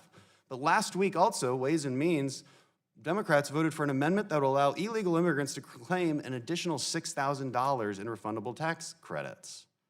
I don't understand this. We have American citizens, we have legal refugees, we have green card holders in poverty, but we're expending generous tax benefits to illegal immigrants. In Texas, we spend over $50 billion on education. We also have 158,000 illegal immigrant children in Texas. This costs $3.5 billion. There are real costs here. And to put this into perspective, a local school district, which already has to finance the education of their own children, now has to raise taxes on their own community to pay for the education of people who came here illegally. I don't understand how this is possibly fair or, more importantly, sustainable. Mr. Mayor, can you tell us the impact of illegal immigration on being able to provide an education for local children in your city? Well, I don't really have the statistics with me on the immigration. Generalities. Right, but there is definitely a big burden when it comes to young families that come across, and that's what we're seeing through the Yuma area is young families. Most of these families do move on to their host communities, and so they don't stay. But being close to the border, it's one of those things that we currently have a growing educational system, which is important, but the impact of illegal immigration is a little bit tougher because most migrants don't stay in Yuma. They do move on to the interior. What about of the country. emergency room use? I'll tell you what, we have a low-income hospital in Houston, LBJ Hospital. I have toured it. It is for low-income Americans who don't have insurance. A quarter of their costs go to illegal immigrants. Do you see anything similar in Yuma? We do. We, in our hospitals, just this year alone has saw 1,300 patients from the illegal immigrant process, whether it's through the Border Patrol or through ICE. And that's netted over $500,000 cost to the hospital because those costs aren't 100% recoverable. And being a community-type hospital, they have to pass that on somewhere.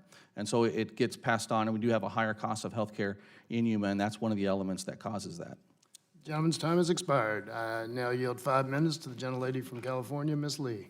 Thank you very much. Let me thank yourself and our ranking member for putting together this very important hearing. Now, first of all, let me just say that I was born and raised in an immigrant community in El Paso, Texas. And I know from personal experiences the contribution that immigrants make to our diverse and economically prosperous and, frankly, making America a better place. Our communities are immigrant communities because every person, quite frankly, in this nation is or was an immigrant. Now, as a mother, I have been horrified and outraged by the actions taken by the Trump administration to deliberately separate families in our country, to cage families at the border, and to really see this really overall inhumane immigration policy and policies. Like any immigrant mother, I love my children and cannot imagine having been separated from them when they were children. Now, when I was down at the border, and I go to El Paso periodically, and I was in Brownsville and McAllen last year, and I saw the prison-like conditions that these children were kept in. There were kids sleeping on concrete floors with only thin emergency blankets, I think they're called Mylar blankets, to keep them warm. No family should have to endure this. In my own district, the 13th District of California, Northern California, Oakland, Berkeley, California, we have heart-wrenching separation stories for the last 2 years. So I hope that this hearing is yet another wake-up call to all of us, because we owe it to our families, to the Constitution in our country, to fix our broken immigration system without delay. Now, I guess let me direct this question to anyone who would be able to answer it. Maybe Mr. Curran? Yeah. You know, President Trump renewed his pledge to deport millions of, he called his languages illegal aliens. They're undocumented men, women, and children, in my opinion. But he decided that he was going to do this. And these policies, quite frankly, are inhumane and threaten the fundamental rights of millions. Now, in terms of the economics, though, something the president likes to say that he understands, how do you see this move toward deporting millions of undocumented immigrants? And can you see what contributions they could make to our economy or not? Thank you, Congresswoman, for the question. There is definitely, as we talked about immigration, there is definitely a lot of positives that people can bring. However, being in an undocumented type status makes that very difficult because of a lot of the different situations that you end up in. For instance, the 50,000 people that that are used in the agricultural industry for the harvesting all the way through the research and development, a very, very high percentage are all legal working individuals. They have either their American residents, citizens, or have a guest worker program that they're in through. Well, let me ask Mr. Javits a question. I was, coming from California, it's an agricultural state. I was with Congressman T.J. Cox in the Central Valley and meeting with farmers and workers. And it's my understanding that there are very limited now agricultural workers, and the impact on our economy, of course, will be sooner or later the increased cost in produce and in food. And the argument always is that, I know this administration tries to pit black workers against immigrant workers, that, the availability of workers exist in the African-American community. Can you talk about that a little bit in terms of the ag industry and ag workers and how that dichotomy and that pitting against immigrant workers and black workers plays out from your perspective in terms of the jobs? Sure, so I'll say a few things on that. I mean, one is different crops and different parts of the country rely in different ways on the visa programs that may be available, like the H-2A program for agricultural workers. And so it may be the case that in Yuma, they have greater success with H-2A and with cross-border crossers for work. In a lot of other places, California is a great example. There is a very, very heavy reliance on undocumented workers, many of whom have been in the workforce for a decade, 2 decades really. They're skilled workers who have sort of managerial responsibilities.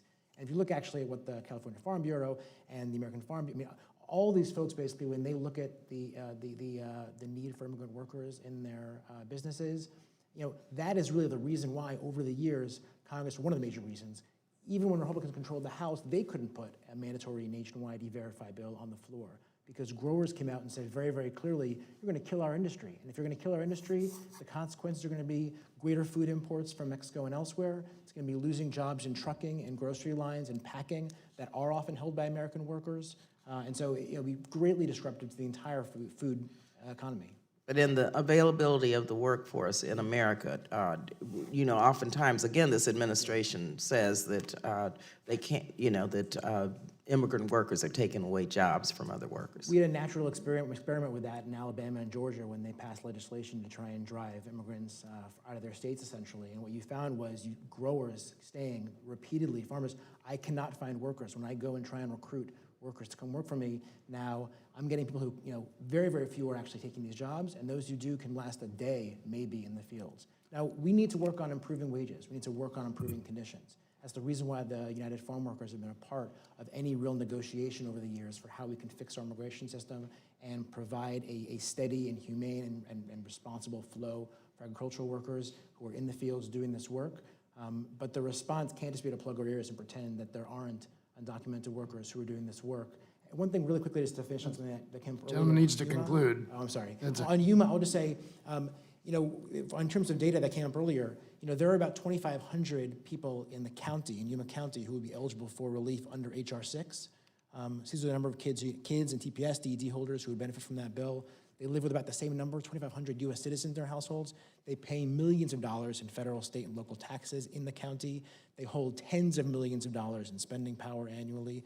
So even in the county, where there are great positive contributions of legal immigrants, the way you described, there is a thriving and significant population of undocumented immigrants who are contributing to that community. And I'm sure that you know them, and I'm sure the folks in your city know them as well. Gentlelady's time has expired. I now recognize the gentleman from Oklahoma, Mr. Hearn, for 5 minutes. Mr. Chairman, thank you so much. I'm glad we're having this conversation today. It's interesting, as my colleague from Texas said next to me here, that we've devolved this whole conversation into an illegal conversation. There's not a person in this room who doesn't think we need more legal immigration. In fact, we have a lot of legal immigration every year, about 750,000, 757,000 people that were naturalized last year, 716,000 the year before that. So that process is working for those who want to do it the right way. It's averaged that for decades now, 600,000 plus. Is it enough?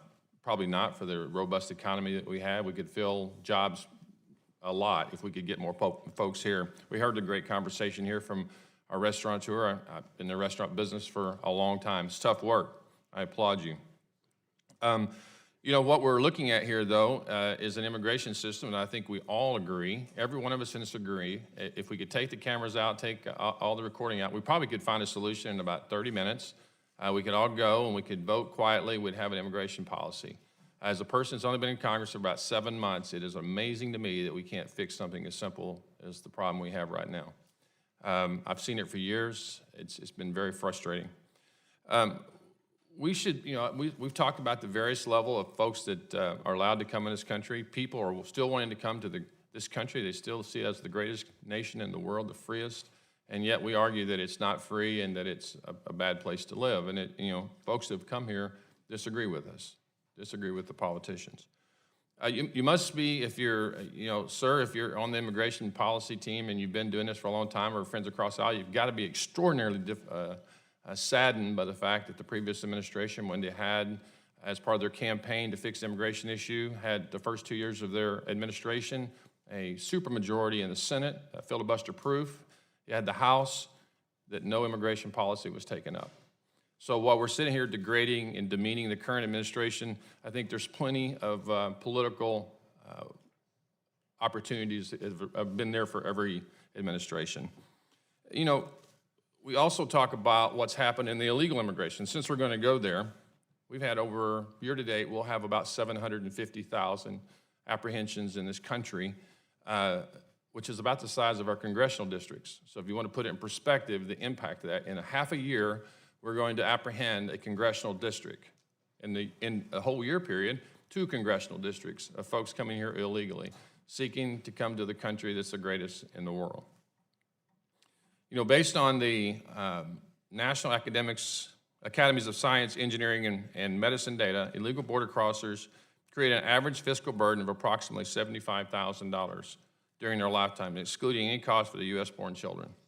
In order to pay for the president's previous $5 billion border security request, we would only have to prevent about 60,000 crossings, less than 3% of expected legal crossers in the next decade, to warrant that cost. I've been there. 3 weeks ago, I was in McAllen, probably the worst of the worst places on the border right now. It is a travesty what's going on. We need to fund the opportunity for these children. You know, we could go into, and I could digress and talk about what my colleagues have talked about, of why we have so many children here, unaccompanied children, people that are coming the way they're coming in. It's terrible. There's no question about it. There's not a soul in this room. I'm a father of 3, a grandfather of 1. If anybody believes that it's okay, but the reality is we do have a rule of law also. And we have, again, 750,000 people that are using that rule of law appropriately, just as the gentleman did from Minnesota, to come here and seek out the American dream. That's all we're asking. Let's just do it the right way. You know, as we talk about Mayor Nichols as a person who, again, is in charge of the law enforcement of a city, and you're responsible for the safety and health of a lot of citizens in Yuma. You live this every day. Can you tell us what our current conflicting message of the immigration policy, how it impacts cities along the border? Thank you, Congressman. The conflicting message is really one there's a lot of different angles I guess I could take with that question, but one that really comes to mind is we are dealing with a very large population coming through, and it is definitely a national issue, but it's not being funded nationally. It's on the backs of our communities, on backs of our nonprofits, in order to deal with the release of these people into the communities and helping them to get to their ultimate destination. So there's a dichotomy there, and then also we've given the job to our DHS to enforce the law, but they don't have enough people, they don't have enough resources, they don't have enough facilities to adequately do that. And so at the same time, we bring forth a criticism of how the process works, but they're handcuffed on how they. So my time is short. Mr. Chairman, can I just ask a follow-up question? I mean, my colleague just went over 2 minutes. I promise it won't be 2 minutes. Go ahead. Just as a follow-up to that, what I've seen, interesting enough, is that we've had, a lot of people go ask CBP agents, mayors along the border, and you give them these facts, the naysayers. But they must not believe you because they're still saying it's the president wanting this when the requests are actually coming from the mayors and the CBP agents up and down the border. I mean, that's got to be immensely frustrating. It is. I stay in my lane as the mayor and not as, telling Congress exactly what needs to get done, but there is the fate of our community in this area is at the hands of those that do set those laws, and that is Congress and the administration. Thank you, Mr. Chairman. Gentleman's time has expired. Now recognize the gentleman from New York, Mr. Morelli, for 5 minutes. Thank you, Mr. Chairman, for bringing this important conversation to the forefront today. I applaud the focus of this hearing on facts rather than fear. For far too long, our national conversation on immigration has stoked panic that immigration is stealing jobs from hard-working Americans and making our communities unsafe. The reality, backed up by data, is very different. Immigrants, like my great-grandparents, are job creators, not takers. First-generation immigrants start 1/4 of all new businesses in the United States and are twice as likely as native-born Americans to become entrepreneurs. Moreover, the evidence shows that immigrations and immigrants do not reduce overall employment levels or working hours and do not drive down the wages of working Americans. In my own district, new immigrant communities have revitalized Rochester when population decline threatened our livelihoods. Thanks to those new arrivals, our city's population is stable, and our economy has the opportunity for growth and innovation. Today, almost 10% of the Rochester population was born outside the United States. They are our friends and neighbors, our co-workers, our customers, and our family members. I appreciate the opportunity to discuss how immigration policy can best nurture the economic power of hardworking families that are eager to bring their expertise and drive to America to build a better future for our nation. Again, Mr. Chairman, I thank you for this opportunity. I'd like to ask Dr. Kerr President Trump has claimed that our country is full. How can that be accurate when the Census Bureau showed that 44% of American counties lost population last year? Thank you for that question. I think it's interesting this is happening elsewhere as well. We have this increasing concentration of population into specific growth centers, and that can be problematic both for the places where population is rapidly increasing, the cost of living is increasing, the congestion is increasing, as well as to the areas that are actually losing population. So I think it's certainly not the case that the country is full. In fact, other places use immigration policy to specifically try to attract people to declining regions. There are examples in other countries where that is one part of the immigration policy, for example, setting up firms in declining regions or just placing individuals into these declining regions to try to alleviate the loss of population. Yeah, I'd like to follow up. Just economics is obviously your expertise. I'm just curious, in those regions in particular where there was a reduction in population levels actually declining, can you talk about the economic consequences of that?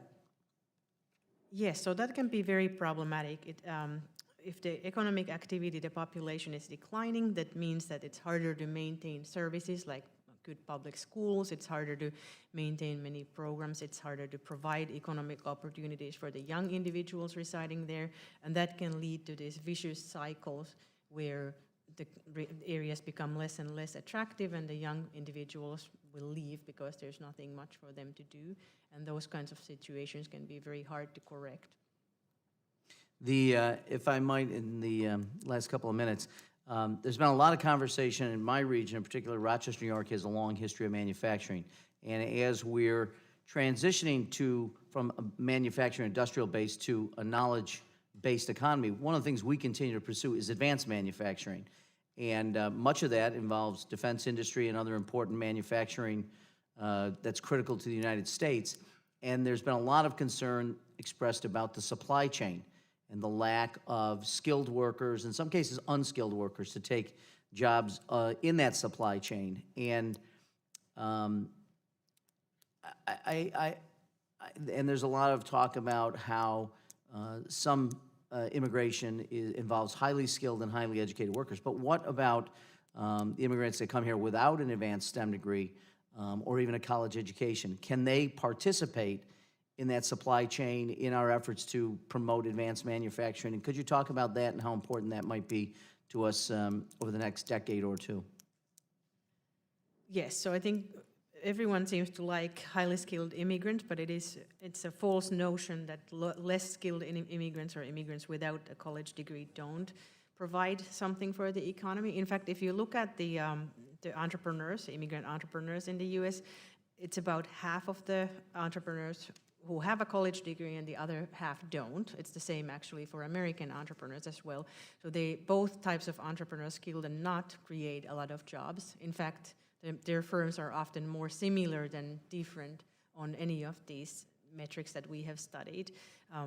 And also non-college educated workers are very important, as you mentioned, for many local economies, for American businesses in different sectors. They are economic powerhouse as well as the skilled immigrants as well. Thank you again, Mr. Chair. Thanks so much for this important hearing. I yield back. Thank you. Gentleman's time has expired. I now recognize the gentleman from South Carolina, Mr. Timmons, for 5 minutes. Thank you, Mr. Chairman. I appreciate you holding this hearing on immigration. It is critically important at this juncture in our country's history. We have a major problem, and I wish that we were talking more about how to fix that problem than about building a more dynamic economy that benefits of immigration. I don't think many people would say that we are anti-immigrant. I couldn't be more pro-immigrant. I have a very strong emphasis on the rule of law. I think that laws matter. We have to enforce our laws. That's why people want to come here. Our society is one of the freest and safest places in the world, and we have people traveling thousands of miles, risking their lives and their families' lives, and it is just a tragic situation that we are in. I went with Mr. Hearn to McAllen, Texas. We had a bipartisan trip. It was eye-opening. Honestly, I've been here for 6-7 months, and we were arguing here in Congress whether there was a humanitarian crisis at the border. And I trusted the administration, I trusted the president, and I trusted the Secretary of Homeland Security, but it didn't seem that that was unanimous. A lot of people just didn't believe them. So we've made progress here in Washington in that I don't think anybody thinks there's not a crisis at our southern border. Having been there, it was probably the only time in my life that I felt shame as an American. There was the facility I was at in McAllen. It's designed for 3,000 people. There were over 9,000 people. They had detention cells where it was designed for probably 5 people. They had 40. And I'm not faulting the administration. I'm not faulting Homeland Security. I'm not faulting CBP or Border Patrol. We have failed as a Congress to fix the problem. And we are currently, now we're fighting over what to do about the humanitarian crisis at the border. And the answer is not just throw money at it. That is part of the answer. It is a critical part of the answer. We need to send more resources to the southern border, but we also have to create a system that does not facilitate what is going on right now. Our laws are broken. I stood under a bridge right about a mile away from the Rio Grande River, and about 20 immigrants illegally crossed the border. They literally waded across the river, and they immediately, very calmly, and in what would be described as through relief, turned themselves in to Border Patrol. And they were then taken to processing, and weeks later, they're going to be in an American city somewhere pursuing the American dream. They have a court date. They got to go back, and it'll probably be 4 or 5 years, but the vast majority do not show up. So we can't just throw money at it. We have to throw money at it and fix the problem. And that is to create an immigration system that encourages people to come here to pursue the American dream, but do so in a way that abides by our laws. Come through our ports of entry. I guess my first question is to Mr. Javits. So what can we do to change what is going on? What would you propose that we do to fix the onslaught of immigrants coming across the southern border, not going through our ports of entry, crossing our border illegally, claiming asylum, and really just, it's a bad situation. So what is the proposal from the ACLU? I used to be at the ACLU, now I'm at the Center for American Progress. There we go. But between that, I was on the Hill. So thanks very much for the question. A couple of things I want to flag first before I respond specifically. The first being the data on appearances in immigration court are being badly misconstrued. The vast, vast majority of people are appearing at their hearings on a regular basis. If you look solely at the data on closed cases, it is true that a large percentage of the closed cases are cases where someone didn't show up, but that's only because the cases don't close in just a matter of months, right? And so if you look at actually who is appearing as the process is going on, like 90% of folks are appearing, and if they have counsel, it's even higher than that. How many undocumented immigrants, what is the number that you're using in the United States currently? How many undocumented? There are about 10.5 million people. Okay, so enough people aren't showing up that we have a very large number. Oh, so sorry, if you're speaking specifically about the southern border situation right now, that's the data I'm referring to there. The 10.5 million people we're talking about have been in the country now on average for about 15 years, right? That is the result of a system in which we spoke earlier about the conflicting message. I thought that was a really great framing for it, the conflicting message. When I was on the Hill, Richard Land from the Southern Baptist Convention used to talk about how there are 2 signs on the southwest border. One says help wanted, one says no trespassing.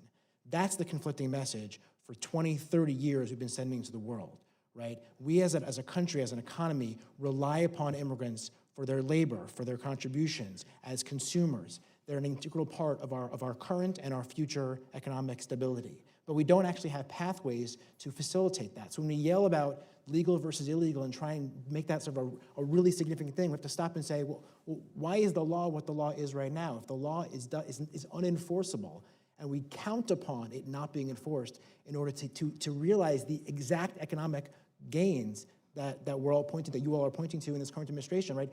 You know, if that's what we're counting upon, let's try and harness the benefits of immigration within the legal system. So you would agree that we need to create a legal system that actually facilitates immigration and then enforce those rules? I would 1,000% agree with that statement, and I would tell you, I would love it if it was true, frankly, that, as I've heard repeatedly today, that every member on the other side of the aisle, on the Republican side of the aisle, supports not only legal immigration, but increasing legal immigration levels, because I'll tell you that when I was in Congress, the most powerful voices who were lobbying on your side and on your issues were Numbers USA and the Center for Immigration Studies, who are setting aside their designated hate groups.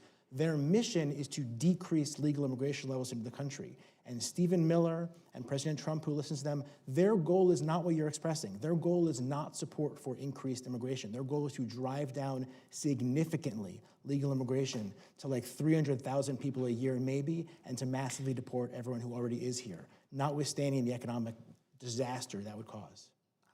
I don't know if I agree with. Thank you, Mr. Chairman. The gentleman's time has expired. I now yield 5 minutes to the gentlelady from Washington, Ms. Jayapal. Thank you so much, Mr. Chairman, for holding this hearing. And I just want to pick up where my colleague across the aisle left off. I would 150% agree, or you said 1,000. I would agree 1,000% as well with the statement that we all are trying to create a legal system that allows us to bring in the immigrants that we need, that allows us to meet the values and the demands of our economy.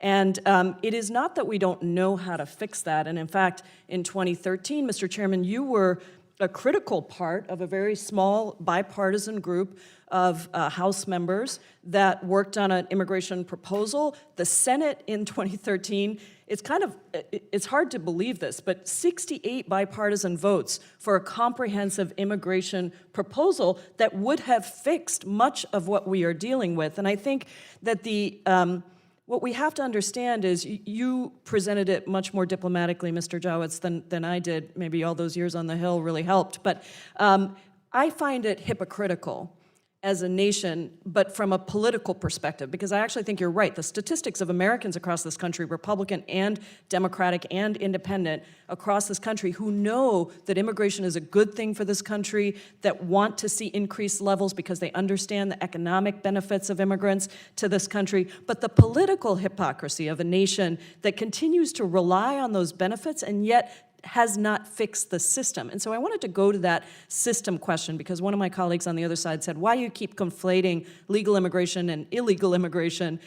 It's because the system is broken. So tell us, when was the last year, when we did any kind of comprehensive reform to our nation's immigration laws to update them to the needs of our economy? So the last time we reshaped our legal immigration system was in 1990. 1990. And since that time, of course, in 1996, Congress, notwithstanding the fact that the system itself still had deficiencies, layered on top of that a number of really serious and heavy enforcement provisions that only further basically brought the immigration system out of step with the realities of the country. We started to criminalize immigration and migration in 1996, but 1990 was the last time that we've actually had any kind of a positive contribution in terms of reforming our immigration laws. And when people say people should get in line, is there a line for people to get into? Yeah, there's certainly not one line. There are lots of different potential lines. Some of those lines, if you look, for instance, at like if you are years ago when I was working for Congresswoman Lofgren, when you looked at like a U.S. citizen who was petitioning for their sibling who is in Mexico, how long a Mexican sibling getting into the wait line would wait at this point, it was something like 120 years, right, based on the number of people who were in the line ahead of them, and in fact, visas given out each year. And in fact, I took 19 years on a whole alphabet soup of visas to be able to get my citizenship, and I'm so proud to be one of only 14 members of Congress who is an immigrant myself, has gone through the system and seen all the ways in which it was broken. Give us one or two very quick examples, because I do have a question for Dr. Kerr as well. Very quick example of where you see this out of step. We have a certain number of visas for a category, and yet the number of workers that we need for that category is dramatically out of step. Just one example to help my colleagues. The most ridiculous, basically, is that we have on the immigrant visa program, on statute, 10,000 visas given out every single year to other workers. These are for lesser skilled immigration visas, full-time immigration visas into the country.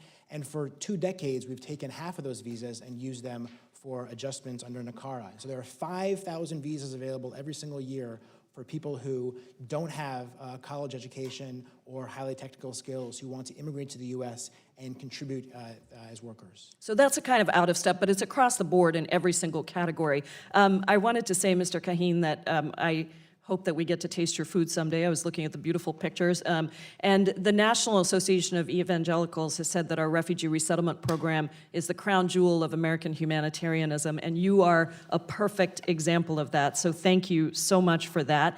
And let me turn to Ms. Kerr for this question about labor markets and entrepreneurship. We've heard the incredible story of Mr. Kaheen. It is not just Mr. Kaheen that is in this situation. We are seeing tremendous entrepreneurship. Can you tell me what your findings have been specifically around immigrants, the composition of the labor force, and then the entrepreneurship levels of immigrants? Thank you. So if you look at immigrants in the population and the labor force, immigrants are about 13% of the U.S. population and a little bit higher than that in the labor force, around 16%. They are almost double that still in the entrepreneurial population. And that's not just U.S. alone. I think immigrants are generally found to be a lot more entrepreneurial than natives in any immigrant receiving country. And that's both in the self-employment as well as sort of employer-entrepreneur arena. So that's a very typical finding U.S. is Much greater than their share of the population in terms of entrepreneurship. Exactly, they're much more likely to start firms than natives are. And it's part of the reason we've had so much support from the Chamber of Commerce. And back in 2008, I wrote an op-ed with the Pacific Northwest director of the Chamber on the need for comprehensive immigration reform. Mr. Chairman, thank you so much for holding this hearing and for all of your work on this issue. Thank you. General Lee's time has expired. Now recognize the gentleman from Pennsylvania, Mr. Muser, for 5 minutes. Thank you, Mr. Chairman, and thank you all very much. I think it goes without saying, and it's undeniable, we have a border crisis. 144,000 illegals were apprehended in May alone. Of course, we don't know how many were not apprehended. Yet at the same time, no one denies, or at least I don't think they should, that we are a proud nation of immigrants. The president and the Republicans here in Washington are trying. We now have engaged Mexico's help in controlling the border and their borders. I do believe we follow a wide gates, high fences concept, so as we have orderly, known entry into our country, and we do our very best to keep drugs and criminals from entering our country. We have spent a lot of money on expanding judges for asylum adjudication, and we are spending billions for care and trying to expand detention centers appropriately. On the other hand, I think we have the Democrat side is provided no funding and has no interest in border security. They've passed an amnesty bill in the House. They have a bill now that basically will institutionalize the idea of catch and release, where 80 to 85% do not show up again, and no money for law enforcement, ICE or border security. So that's the situation here. Mayor, I'd like to talk about Yuma. Human trafficking, you touched on that a little while ago. You said it's certainly, one poor person being humanly trafficked in that manner unwillingly is a tragedy. Could you speak on that briefly? It has thank you, Congressman. It has a lot to do with, providing for the humanitarian aid. I've been accused of taking really strong positions one way or the other, but at the end of the day, when people arrive in the community, that's my concern, is the humanitarian concern for them and the public safety. So human trafficking shows up in a lot of different ways. To me, it shows up in recycling children so that people can cross the border, and whether or not they claim asylum, because right now only 7% of migrant families that come through the Yuma sector actually claim asylum. But as long as they have that minor with them, they're able to enter the same process to see a judge and await in country. So to me, that child, if it's not a family member, is part of that trafficking issue. And then the trafficking starts in Mexico. I've talked to several officials there where they track it, but they don't have enough. The problem with trafficking is it moves across too many borders. So there's not enough continuity in the local governments in order to have an impact. It's really a federal level issue to try to get our hands around that. All right. I hope to hear from you ideas on trying to correct this terrible situation? I have a few. Great, all right. Thank you. Costs to your budget, to your city. Unsustainable, manageable? As a community, it's very unsustainable. Our city right now, we don't have a line item for migrant support, so we don't actually have dollars, but our community has experienced over $1.5 million in the last 3 months worth of impact for the different elements that it takes in order to support that effort.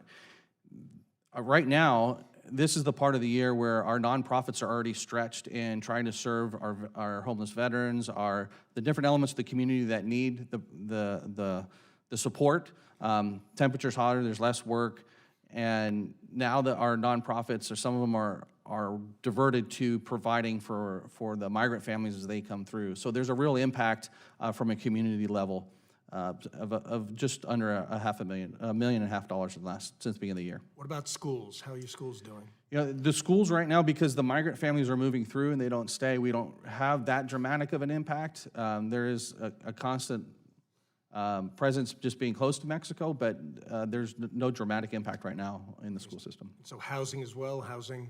Housing, it really has to do that temporary housing and moving through the families. Our shelter has gone over capacity 4 times in the last 3 months. It's just not a sustainable situation where we can continue to bring people in because the numbers continue to grow. Lastly, the farms. You mentioned how this is disrupting the ability for them to come in and do the work they've traditionally provided. Right, so there we have, a lot of the labor comes legally through the port of entry. Well, because we've removed resources in order to support the family migrants that have come through, the wait times are getting dramatically longer. As we enter into the winter season where we have the 15,000 people, 15,000 workers coming through a day, they're gonna be waiting in line an extra hour to hour and a half just across the border because the resources aren't allocated where they need to be for the legal part of the migration process every day. Thank you, Mr. Chairman, I yield. Thank you. The gentleman's time has expired. I now yield 5 minutes to the gentleman from New Jersey, Mr. Sari. Thank you, Mr. Chairman and Ranking Member, for holding this hearing. You know, I represent a district in New Jersey which is 44% of the people in my district were born outside this country. I myself am an immigrant. I came to this country when I was 11 years old as a refugee from Cuba. And I always tell this story. When we landed in Miami, they took us to the refugee center. They knew that we were going to New Jersey. They gave me a hat, glove, and a coat. My brother also. And we went out to New Jersey. My parents also.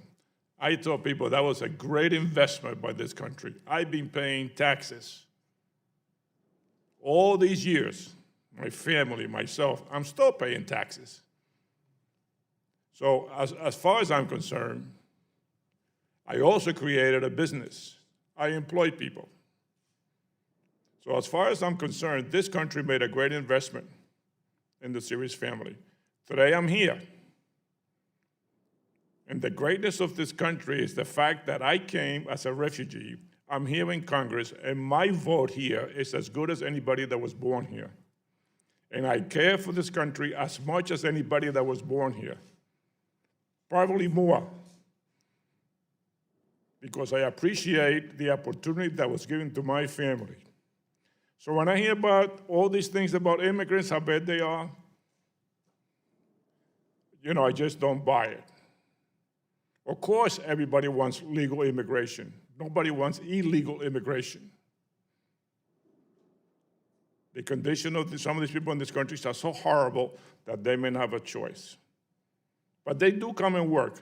And one of my questions that I have is, when people that are not legally here work, some of them contribute to taxes, right? Some of them contribute to Social Security, right? Absolutely. Do they get that money back?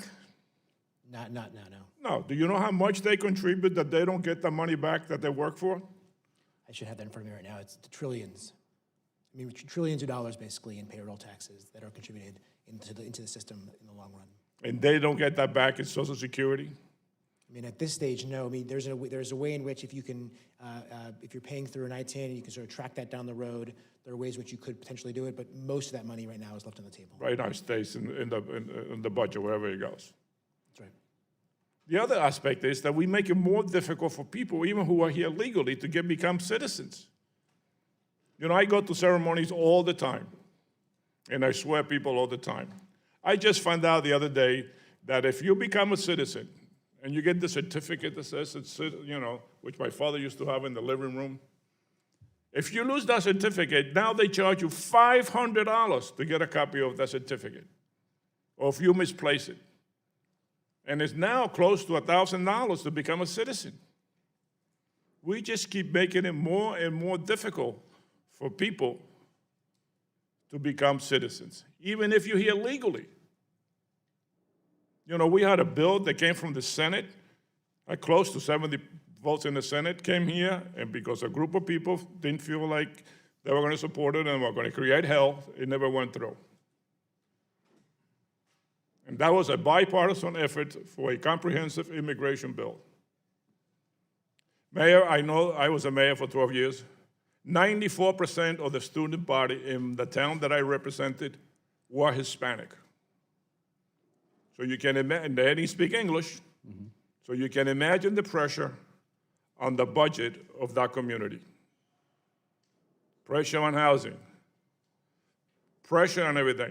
And you know, one of the things, across the street from me, there's a supermarket. And when this whole thing started with the president and people became fearful, the owner of the supermarket came to me and he says, you know, my business is down 35, almost 40%, because a lot of people became afraid and moved someplace else and didn't buy in that store. You know, I had the same problems with housing, police, and generally, I find that immigrants are pretty respectful to teachers and police officers. This business that they all come here and somehow they're criminals, I don't buy that. I lived it. So, you know, we just can't keep making it more difficult for people who are here to become citizens. And it's all about the fear of the vote. Let's be realistic. They don't want 10 million people to become voters in this country. And that's the reality of it. Because you know which way they're going to vote. Most of them anyway, except for the Cubans. Thank you, Chairman. Gentleman's time has expired, and now recognize the gentleman from Georgia, Mr. Woodall, for 5 minutes. Thank you, Mr. Chairman, and thank you for holding the hearing. I wanted to answer Mr. Sari's question about, do you know how they're going to vote? The immigrants I know, and 26% of my bosses are first-generation American families. They vote based on faith and family and education and opportunity. So to Mr. Sari's point, who's my good friend, I know exactly how they're going to vote in the great state of Georgia, and we will continue to. That you are exactly right. I took offense to Mr. Jowett's. It was a side comment that Georgia was passing laws to run immigrants out of that state. That's just nonsense. There is a rule of law conversation that has happened in the great state of Georgia, and again, my immigrant population is growing wildly in the very best tradition of America. The past of this country was based on robust immigration. The future of this country is based on robust immigration, and Georgia is no exception to that. I wanted to ask Mr. Kine, opening your fourth restaurant, can you just tell me, did the tax bill have did it help you at all? Did it help the family business at all when we passed the tax bill 2 years ago? You know, lately it's been good, but I think I opened my restaurant in 2010. The first one in 2010? Yes, I opened the first one in 2010. And when the second one? The second one, 2015. And the third? And two this year. This year. So it's equally. I'm following that growth. I hope that growth continues. We were having an economics discussion. I just wanted to ask: is there any body of economic thought that says that illegal immigration is more economically valuable to the country than legal immigration?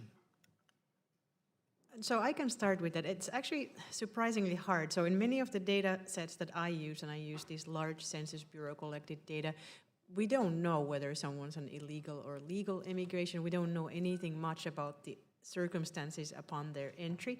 So the best case we can usually tell is whether they arrived as children or as adults, but there's nothing really in there that would tell us anything about the circumstances surrounding their entry. So I would love to have data to be able to actually look at some of these questions regarding illegal versus legal, but that sort of almost by definition is not there.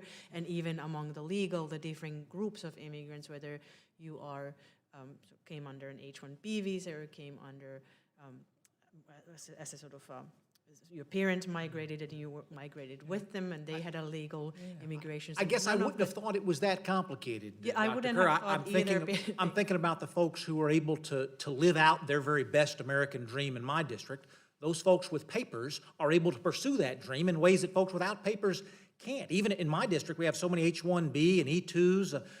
Folks with H-4 visas now are struggling to live out that highest and best dream, and Ms. Jayapal and I have a bill to fix that. You see that in real life every day, Mayor, the wonderful benefits of legal immigration. Tell me about the 15,000 folks that we always talk about H-2As as if they're going to make a big difference. You said your legal immigration population that comes in every day and goes back home every night dwarfs the H-2A participants in your area. That is correct. There might be a little bit of crossover in the H-2A population. Some of them are American citizens who've just chosen to live in Mexico, and then some of them have different guest worker program participation. We've talked a lot about a lot of topics that are not what the chairman had on the agenda today, but I was surprised, as many of you were, when President Trump said in the State of the Union, I want people to come into our country in the largest numbers ever, but they have to come legally.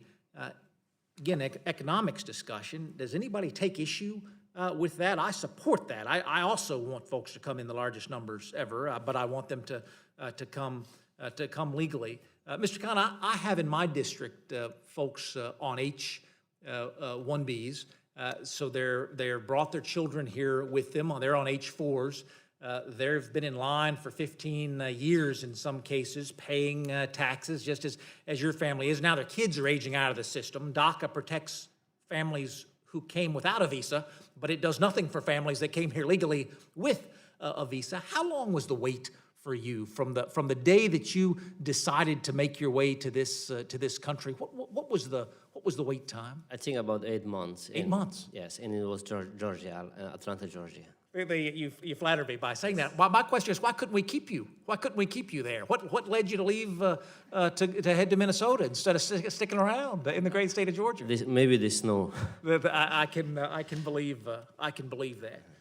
Mr. Chairman, I hope we have a chance to do a round two, because from the apples to apples comparisons that Dr. Kerr was making earlier to some of the dysfunctional legal system issues that Mr. Javits observed earlier, there's a lot more information to gather from this panel. We'll think about that. Gentleman's time has expired. Now recognize the gentleman from California, Mr. Peters, for 5 minutes. Thank you, Mr. Chairman. I've really enjoyed this. You've been a great panel. In San Diego, which I represent, we know that our community is vibrant and booming from immigration. And in my district, the fastest growing racial group actually is Asian American Pacific Islanders. AAPI businesses have created over 50,000 jobs in San Diego County. I always think it's kind of amusing to sit here where we seem to agree on so much. We agree that the immigration system is broken. We agree that we are against illegal immigration. We agree that we are for legal immigration, but no one has acknowledged what maybe we should say out loud is that Congress has the power to decide what legal immigration is. And if we don't like what it is today, why don't we make legal what's good for America? And I would just ask Mr. Javits a question. If and this maybe say one more time that people have acknowledged that the Senate did take this up in 2013. That was my first year in Congress. And I thought, oh boy, we're going to solve this problem. And then I found out that the speaker, Mr. Boehner at that time, could keep something off the floor from even being voted on. 68 votes in the Senate, very bipartisan, would have provided $40 billion for border security, which was a big, tough nut to digest for a lot of Democrats. but would have solved a lot of the numbers problems, would have reunited families and done a lot of the other things we all say we want to do. So that's before us. Again, we could do that. Mr. Javits, we hear often this notion from opponents of immigration that that immigrants will take American jobs. Would you explain why that's not the case? Sure, and I think that Dr. Kerr can get into that as well, but economists have looked at this repeatedly, and what they basically do is they talk about this in terms of whether immigrants are competing or if they're complementing the American workforce. And by and large, in most aspects, immigrants are complementing the American workforce, not even considering the additional entrepreneurship of just straight creating jobs out of whole cloth.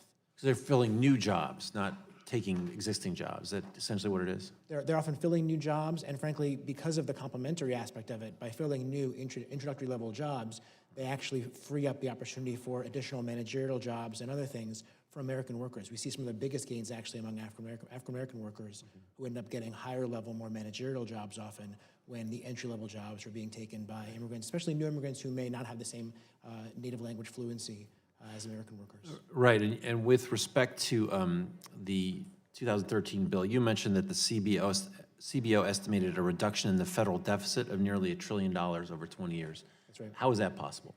I mean, it's two things basically. One part, and this sort of goes to the question that was asked earlier about about Mr. Woodall, whether legal immigrants or illegal immigrants are more economically productive. There is an economic boon essentially from gaining legal status. And it's absolutely true that the wages of undocumented workers are unnaturally suppressed, and that is not good for them or for anybody else. And so providing a path to citizenship for the 10.5 million people who are undocumented right now, 7 million of whom are in the workforce, would actually result in an economic benefit to them and to their wages and to the wages around them. But then separately also, what that bill did was actually change the legal immigration system going forward to bring in those immigrants that it seems like we have general consensus would be a good thing to have in this country so we can stimulate additional economic growth. And it's the economic growth and the dynamic scoring that was done on that bill and the tax contributions made by those individuals over 10, 20 years that would end up paying down that deficit. So legalizing people who are here today, 10.5 million people, who are most of them are part of the economy, would actually help the Americans who are already citizens. Absolutely. Economically speaking. Absolutely, yes. Would not take their jobs. No, that is certainly, I mean, these are first of all, for the folks who are here, they're already in the workforce. So let's be clear with that. They're already in the workforce anyway. Can you talk to me about how aging plays into this? So the population is aging. How is the addition of immigrants consistent with or helpful to dealing with that? Yeah, totally. So immigrants who come into the United States today are by and large in their working and reproductive prime of their lives. Unlike, frankly, the American workforce, which is aging and is reproducing at a lower and lower rate over time. And so when you think about sort of the growth rate curve, the growth rate for this country, and the prospects of not being a country that is skewed toward people who are no longer in the workforce and are counting upon retirement benefits and the like, immigrants are breathing new life into that system and are helping to keep it solvent today and for years going forward. So someone suggested that was that the cost of immigrants offset the benefits they were providing by paying into social benefits programs. Is that correct? No, I mean, the National Academy of Sciences did an exhaustive study, a literature review 2 years ago. And what they found is, yes, there are costs. This is actually relevant to the mayor as well. There are costs of immigration to this country, particularly the cost of children, because surprise, surprise, I'm a father of 2. Children are a huge suck on the economy, right? They're pretty economically useless at first. But they're an investment, and then eventually that investment pays off, and it pays off in spades, especially for second-generation immigrants. And so, also there are additional costs in certain communities that have the largest populations initially. And so as part of an immigration reform conversation, we maybe should have a conversation about some redistribution of support from the federal government to communities that have the largest shares of immigrants and new immigrants who are seeing some impact in their housing market, in their schools, and the like.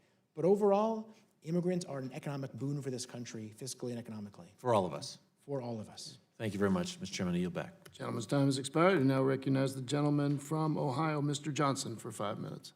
Well, thank you, Mr. Chairman. Important hearing today, and I appreciate our panelists being here. I represent rural eastern and southeastern Ohio, where many small businesses rely on H-2B visas. As you may know, the H-2B program is a small but very necessary part of the American economic landscape, helping to create and sustain jobs in my district and across the country.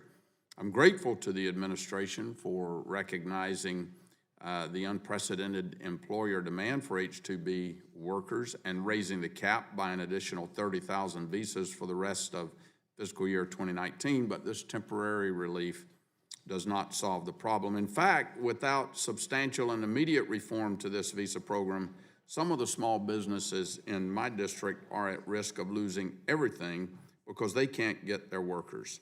I think we can all agree that there is no reason to have a visa program that puts American businesses out of business, and that was certainly not the intent of this program. Mayor Nichols, as the mayor of Yuma, where 175 different crops are grown year-round, can you talk about your business community's experience with this visa program? What kind of economic impact would immigration reform that allowed for a stable legal immigrant workforce have on seasonal businesses where you live? Thank you, Congressman. Yeah, we focus primarily on the H-2A program, and it's a very difficult program to enact. In order to have someone participate in that program, they have to go to a certain embassy in their country, sign up for a very particular workforce element, whether it's picking a specific crop during a specific time period for a specific employer.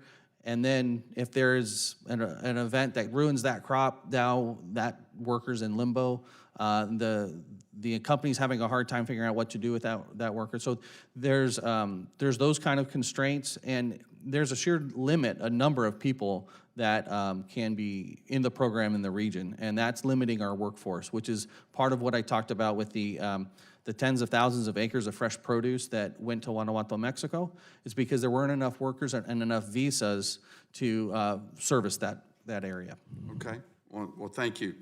Mr. Javits, in your testimony, you say, and I quote, the contributions of foreign-born workers through the payroll taxes are shoring up the country's social safety net for years to come and helping ensure that we honor the commitment we made to older Americans now turning to those programs for support, unquote. When you say foreign-born workers, are you including the undocumented immigrants who would be given lawful permanent resident status under H.R. 6? Yes, so in general, all foreign Yes, workers, undocumented and documented, yes. Okay, well then, let's take a look at the effect on Social Security with H.R. 6. In your view, would H.R. 6 make Social Security solvent? Well, so, I mean, it's hard to say, right? So right now, we're talking about HR. How much does it move the dial? So that hasn't been calculated, and CBO didn't look. So we don't know. So you say it's going to improve the economic status and shore up that safety net program, but you have no idea how much. Two different parts of my testimony. I mean, you know. All right, well, for the record, let me tell you that CBO has reported that H.R. 6 would barely move the dial on Social Security. So their CBO's opinion is diametrically opposite to yours. Let me ask you another question. And so on that point, can I say? In your testimony, you mentioned H.R. 6, that if enacted, that, I quote, the bill would have a positive social and economic impact on states and communities all over the country. So do you endorse H.R. 6? We fully endorse H.R. 6. Okay, great. Do you know the impact that H.R. 6 would have on the federal budget? Yes, so when we look at the CBO score. What is your view? How much? So when you look at the CBO score, what CBO did not do for HR 6, but they well, did do for according to CBO, HR 6 would add over $30 billion to the federal deficit over 10 years. So how would you recommend that we pay for HR 6? So we did a study of the DREAM Act specifically, just the DREAM Act. No, I want to know how you think we're going to pay for it. So I'm going to try and answer this question. When you look at the DREAM Act, we looked at. I've only got 24 seconds. Well, how do you think we're going to pay? I'll give the gentleman more time if you allow him to answer the question. I think it'd be helpful for you to know, we did a study of just the DREAM Act portion of the legislation, not HR 6 specifically, but the DREAM Act generally a couple of years ago.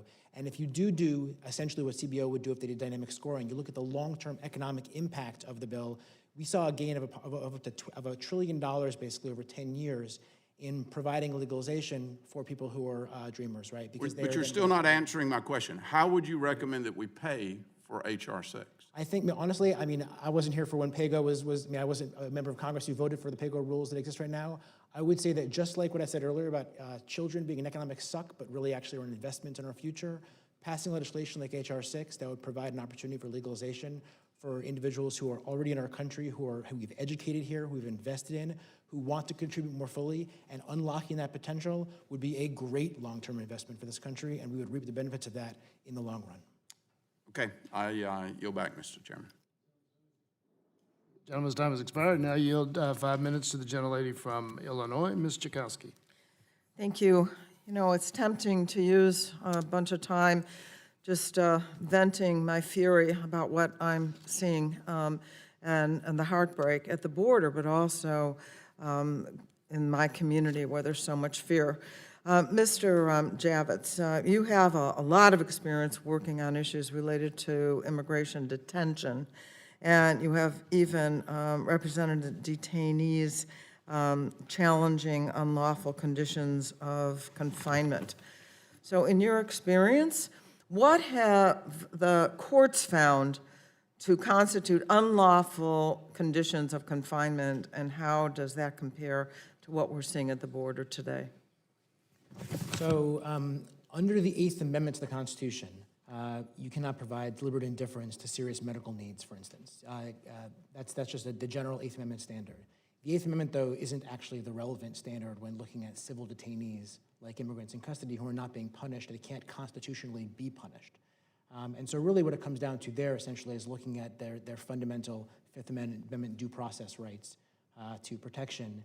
And, you know, the courts are different on sort of what that means in different circuits, but in the Ninth Circuit, certainly, under a case called Jones v. Blanes, if you treat a person who is in civil custody the same as you would treat someone who is in pretrial criminal custody, or certainly post-conviction custody, then that would be, that would be presumptively unconstitutional under the. So is it safe to say that failing to provide children with soap and toothbrush and forcing them to sleep on concrete floors in cold, overcrowded cells is not only inhumane but an unlawful condition of confinement?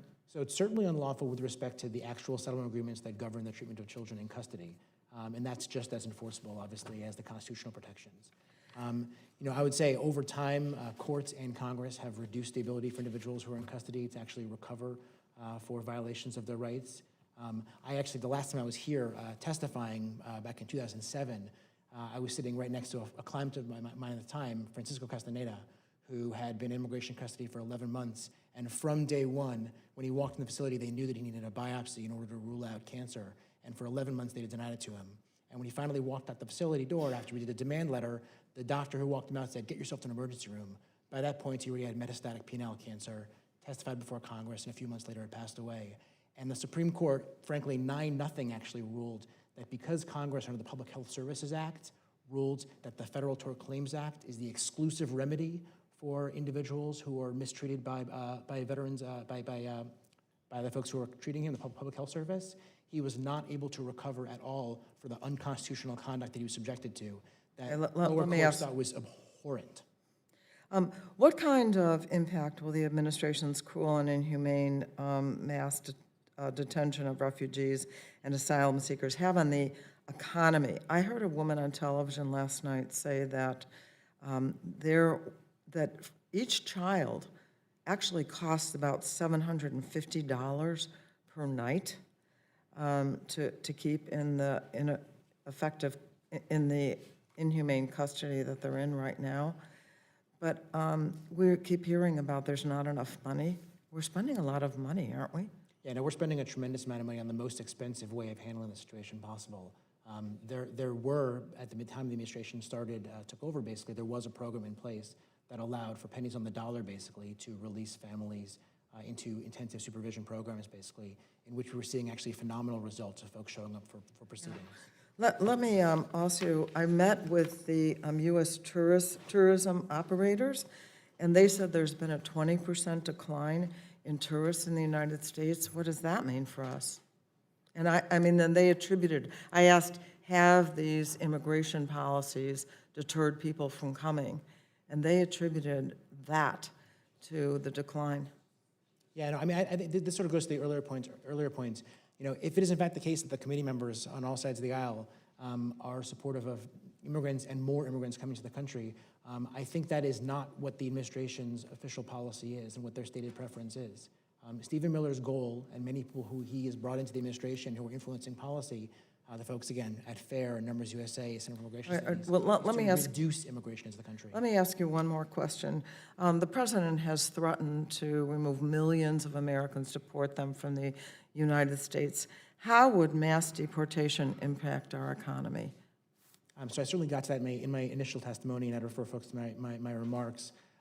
But if we were to pursue a policy of mass deportation and removing all of just the 7 million workers in our economy who are undocumented, it would potentially lead to a reduction in cumulative GDP of up to $4.7 trillion over 10 years, and reductions of up to 18% of the workforce in certain industries. It'd be devastating.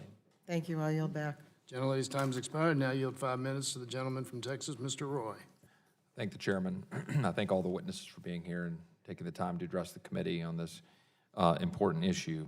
I realize the purpose of this hearing, of course, is to focus on the economic impact of immigration, illegal, legal, et cetera, and trying to figure out policies to address it. A number of times in this hearing, both sides of the aisle, we've been talking about the crisis at the border. I would just like to bring to the attention, when we're talking about pointed comments about this administration's handling of the border, that it was my colleagues on the other side of the aisle for the last 5 months who repeatedly kept saying there was no crisis at the border. There is public record over and over. No, it is true. It is true. There is statement after statement after statement after statement by members of the Democrats in the House of Representatives, making statements saying there was no crisis. Look at the public record. Go find it, because it's true. They called it a manufactured crisis, said it wasn't happening. And as a result, we have dead migrants. We have pictures on the front of the newspaper showing a father trying to get his child across the Rio Grande, understandably, because we, the most powerful nation in the history of mankind, refused to create a system and to secure the border in such a way that that father with his child knows how to get here, the rules to follow, and to do so safely, rather than risking a difficult journey being guided predominantly by cartels, and not just cartels generically as if this is some sort of fictitious thing. Very specifically, the Gulf cartels, Reynosa faction, the Cartel del Noreste of Los Zetas, the Sinaloas, who are making hundreds of millions of dollars moving people through Mexico to come to the United States. And not one of us on either side of the aisle takes anything away from the individuals who want to do that. It makes sense. We understand it. But it is unconscionable that this body won't do anything about it. And now we have on the floor of the House of Representatives legislation that is alleged to address this situation, but does not do anything to stem the flow or the pressure valve. It does nothing to create places where we can have detention facilities at ICE in order to push back on the numbers of people that the cartels are going to continue to drive across the border for profit, and to use the facilities that we would create with this $4.5 billion for Border Patrol to house people at the border, to process them, to then do what? We're going to complete the cycle of the profit-making machine that the cartels use to move people across our border. When are we going to sit down around a table on a bipartisan basis and recognize that this problem needs to be solved? Last year, I heard one of my colleagues here talk about previous legislation that was rejected for one reason or another. I would remind this body that last July, there were 2 votes on the immigration issue. One vote got 191 Republican votes. The other bill got 121 Republican votes, differences of opinion within the conference. Not one Democrat supported either of those bills. Bills that would reform the system to be a points-based system, to help streamline the process and get people here so they can work and have a better immigration system. Another part that would have secured the border, dealt with the asylum issue, dealt with the Flores issue, dealt with the very magnet that the catch and release system is, empowering the cartels to profit moving these people across the border, in which they then die in the process. It is the height of arrogance and hypocrisy for those who sat here ignoring this problem for months on end, to then point to Border Patrol, to point to the people who are trying to figure out how to solve the problem when they've got facilities to house a few thousand and they've got 3 and 4 and 5 times that number of people to figure out what to do with. And to then point at them and say they are somehow violating the decency of how they're handling these people when Border Patrol is saving lives on a daily basis. Unfortunately, they didn't get to save the life of that father and that child yesterday or a few days ago when that unfortunately tragedy happened. But when are we going to come together to solve this problem? We cannot, to the point of one of my colleagues on both sides of the aisle made this point, at the same time have a help wanted sign and a no trespassing sign at the border. And that is a bipartisan problem, I will acknowledge. But my colleagues on the other side of the aisle have been ignoring this crisis for a long time. I'd like to talk about the cost issue. It's an important issue. But it is not possible for me to continue to listen to that kind of pointed testimony about this administration, ICE and CBP. When you go back and you look at the previous administration, and we talk about kids sleeping on floors, the pictures that were circulating around this week of kids sleeping on concrete were for 2015. And yet they were being said as if it was this administration. We've got to stop the hyperbole and actually figure out how to sit down and solve the problem. I yield back to the chairman. Thank you. The gentleman's time has expired. Now recognize the gentlelady from Texas, Ms. Jackson Lee, for 5 minutes. I thank the chairman very much and the ranking member for this important hearing. And I feel the passion of my fellow Texan and understand his interpretation. Having been here a little longer than the gentleman, I have the historical perspective of how we dealt with immigration and the question of immigration reform. For almost 2 decades, I introduced comprehensive immigration reform. Most of my bill was incorporated in the 2010 McCain Gang of 8 effort that was almost at the front door of the President of the United States. But unfortunately, the Republican-controlled Senate did not have the passion and capacity to pass the legislation. I say that to say so that the record can be established that the crisis was really created by the pointed remarks of the Commander-in-Chief, President of the United States, throwing immigration bombs, if you will, mass deportation, blocking the bridges, setting policies for people to live in squalor on the Mexican side of the border. And so, unlike those of you who seem to be presenting here where we're having a lucid discussion, we lost all reason. Let me set the record straight. The tragedy of Mr. Martinez or the family of the gentleman and precious daughter and precious wife actually presented themselves at the International Bridge of Matamoros and were told to seek asylum, fleeing violence, and were told that the bridge is closed. I am from Texas, so I know bridges cannot be closed. And I know that there is no end to the amount of people that could get in line, although it would be a long line, to present themselves for asylum, which is still not only the law of the United States, but it is international law, which we've agreed to.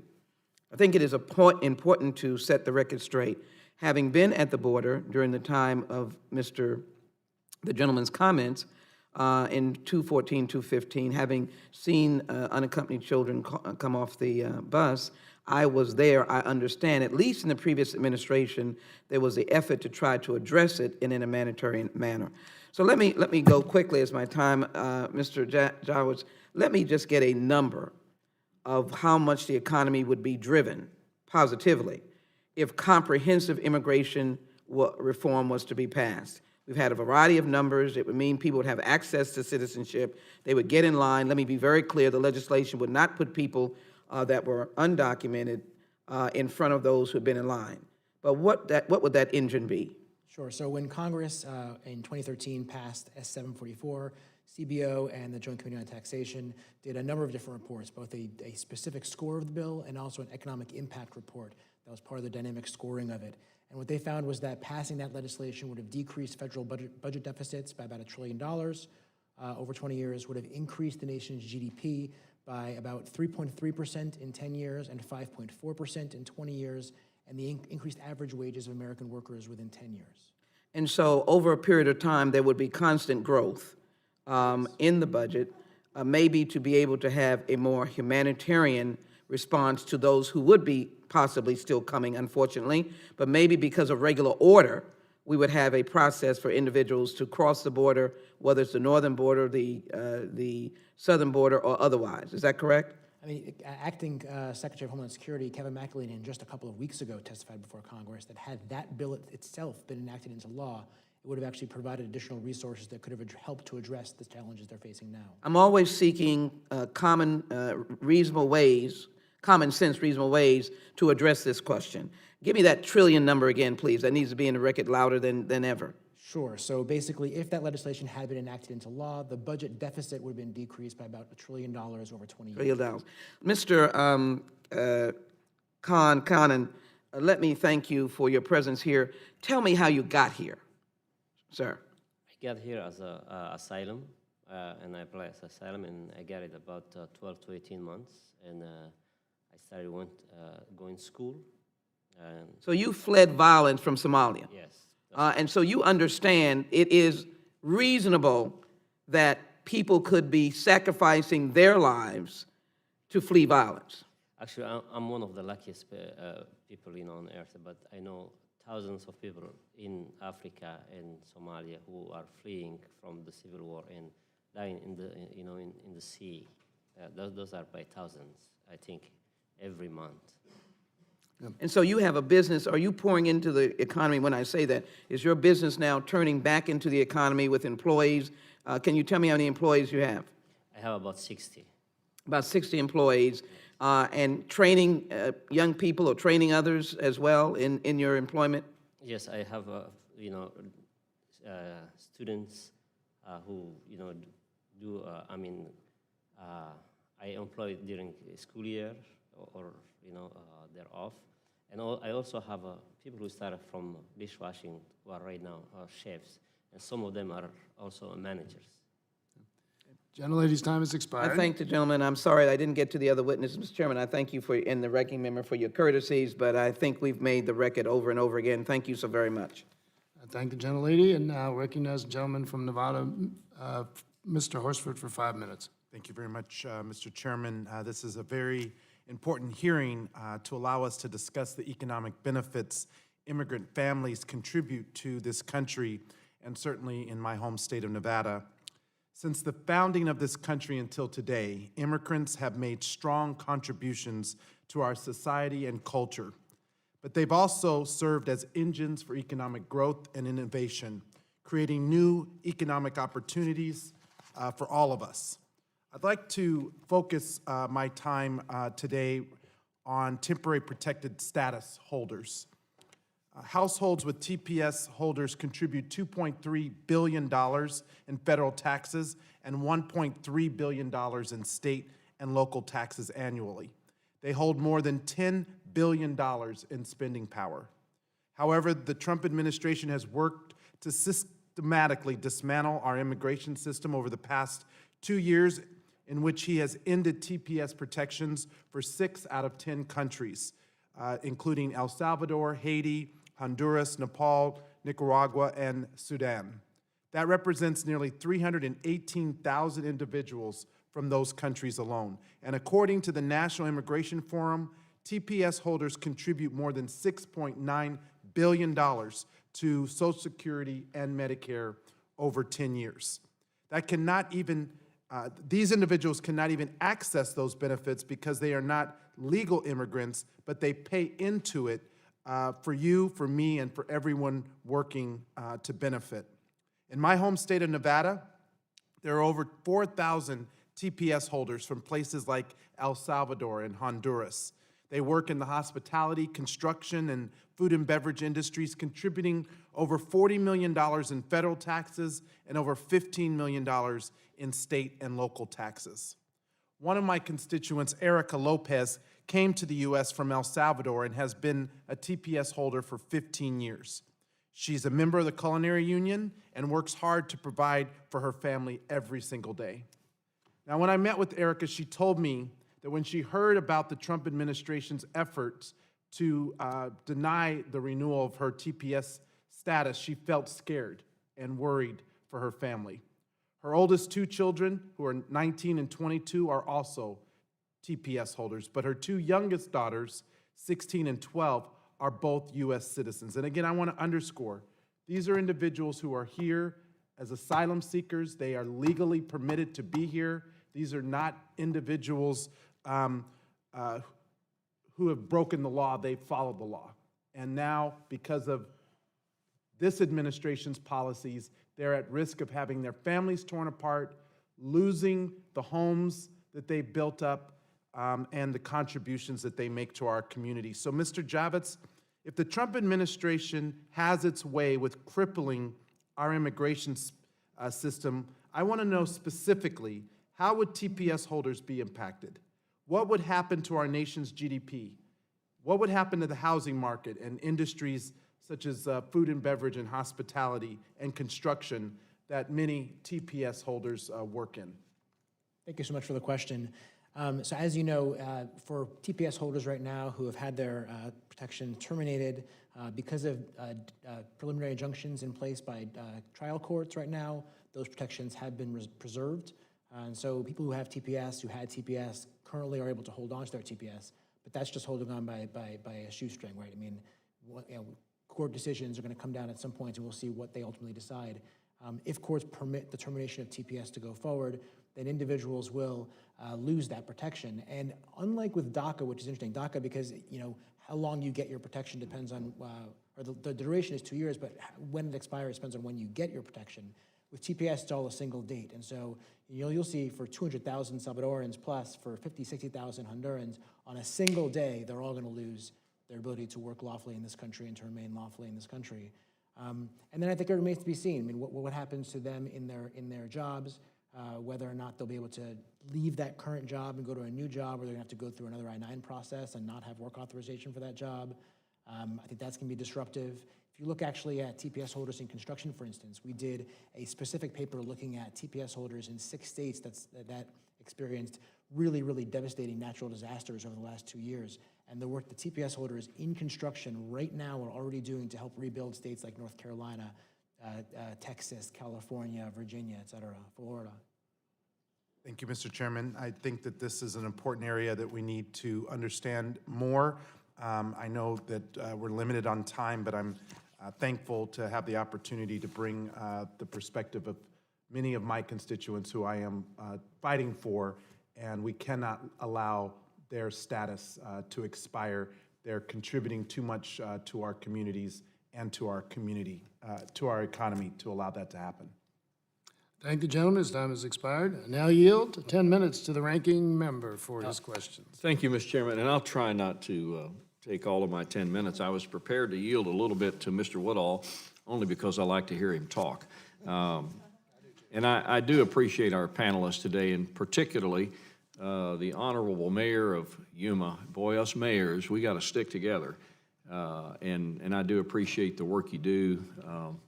I have often said that I think Congress would be a lot better off if a criteria for being elected was to having been a mayor once upon a time, where you had to balance competing interests and make decisions for the greater good of the group that you represent. And I think mayors pretty much do that routinely.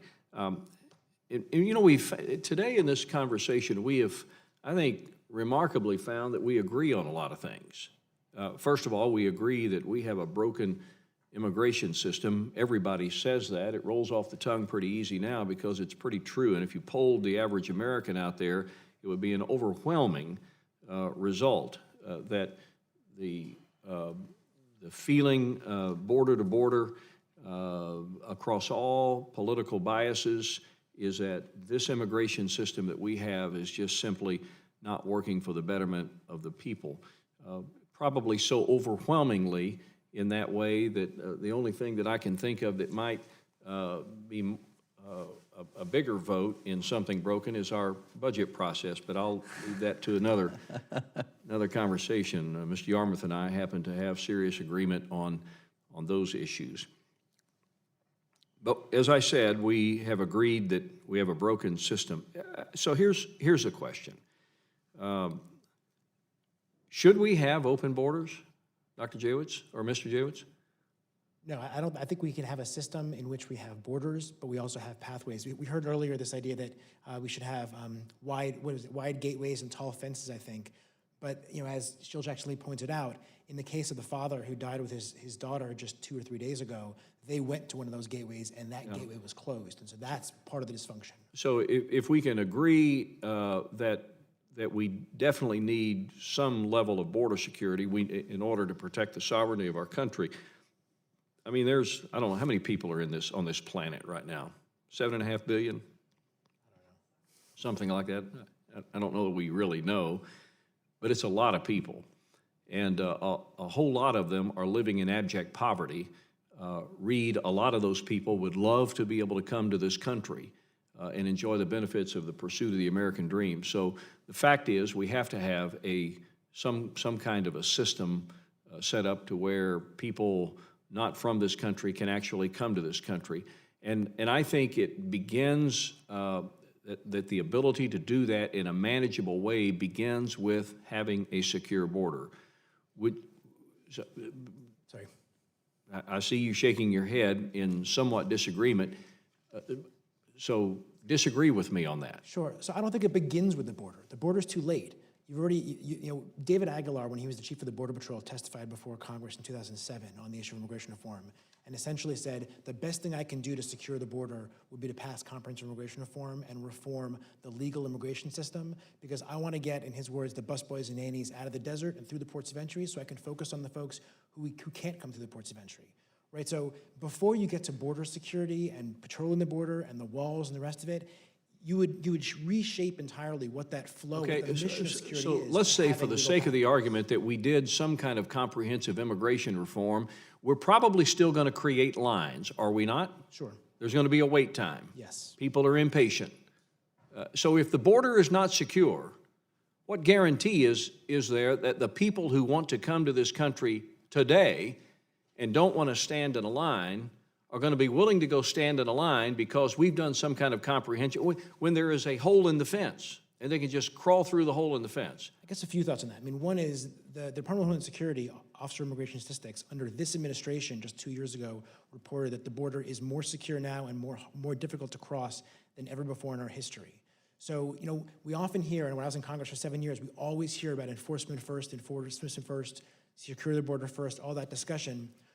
As we talked about with Congressman Jayapal, we haven't changed our legal immigration system since 1990. It's not only been enforcement first for the last 30 years, it's been enforcement only for the last 30 years. And so we've got a broken immigration system, and it's the system that's broken. You cannot enforce your way into fixing that system. More enforcement of that broken system will not improve it. And the policy proposals that were voted on last year that would shrink legal immigration channels, that would eliminate the diversity visa program, that would make it harder for folks to have an opportunity to dream that they could come to the country, will only increase the tensions on coming illegally. So, Mr. Kaheen, you did this right. You came here as a refugee, sought asylum, waited in line, and you're the beneficiary of having done that. Should we have a very strong immigration policy in this country that would be respectful of the fact that people like yourself did do it the right way? That's right, Your Honor. I think it's a good idea, and I also think it's a good idea to legalize those who are already in the country and who are working for years and years. Even if they came into the country illegally or overstayed a visa, which makes them undocumented today? I have no opinion on that, but I will say those who are not committed any crime, who have benefited, this country and the economy, I think it will be best for our economy to give them the So my chance. argument against that is simply this, that if in fact there is a reward for somebody who has either entered the country illegally or overstayed a visa and is now in the country illegally, if the reward is that we're just going to look the other way on the law and allow them to stay here, I think it reinforces my position on border security. If that is the case, then you can have all the comprehensive immigration reform you want to have and the interior changes that you want to make in this country, but if you can still come into this country across an unsecure border, I think it's not going to serve as the proper deterrent that it should. So now I want to kind of switch over to my friend, the mayor. When did you do your budget? For 2000 and, when is your fiscal year? Fiscal year starts in July. All right, so you started in July, so you're about to end a budget cycle and enter into a new budget year, right? Okay, so when did you do the budget that affects the spending up through the month of June? For this fiscal year, we did last year during the Was May. it early in the year, spring? Spring to early summer. So in your budget deliberations, you and your city council, how are you forecasting the allocation of taxpayer dollars to support the institutions affected by the crisis that we're facing today? So in the city budget, what our real struggles have been is with law enforcement to make sure that we can supply for the protection of the community. And so that's really where our focus has been, to maintain and grow our capabilities in that arena. So the exact, working with exactly with the migrant situation didn't come into play except for in that arena, because we've been dependent upon the nonprofits to carry that burden. So have you, up here we call them supplementals, money that we have to allocate down the road because we didn't see it on the front end. Have you had to do supplementals? We have not at this time, because the different nonprofits have come through with some funding. Have you had to reallocate money from other programs in order to supplement the police? Did you do some internal transfers of money from line items to line items? We actually approved the raise prior to the budget, but knowing that we were going to the budget, we were prepared for that. So we've had some of that going on in years past, and we're prepared with the timing on it this time. Now, so you obviously, because July 1st is Monday, have probably completed your budget cycle for fiscal 20, correct? Well, actually, the final approval is in July, and there's some overlap there. And what has happened to the budget deliberations for next year that begins on Monday that were influenced by what you've been dealing with here for the last several months? Well, we actually delay a little bit into the fall before we start our next budget deliberations. So it kind of is a wait and see. Where does this go as an issue in our community to see how things are handled? So it's uncertain. It's very uncertain, yes. And so how would Congress doing its job, and we can argue about what the outcome would look like, but at some point in time, the Congress, the right and the left, have to get together. They have to hammer out their differences, come to some kind of a compromise to benefit you. So how important is Congress doing its job to you? It's extremely important. And if I could comment a little bit on whether it's security or law, it has to be both at the same time, because where we sit, we are on the border. And while it remains unsecure, our community can remain unsecure. So we can't wait for the law to catch up. It needs to happen now. I want to thank the panelists, Mr. Chairman. Thank you again for leading on this hearing. These are conversations that we need to continue to have, but we also need to be mindful that we've got a crisis that has emerged on our border that is still raging and has not been fixed and will not be fixed by what we did yesterday.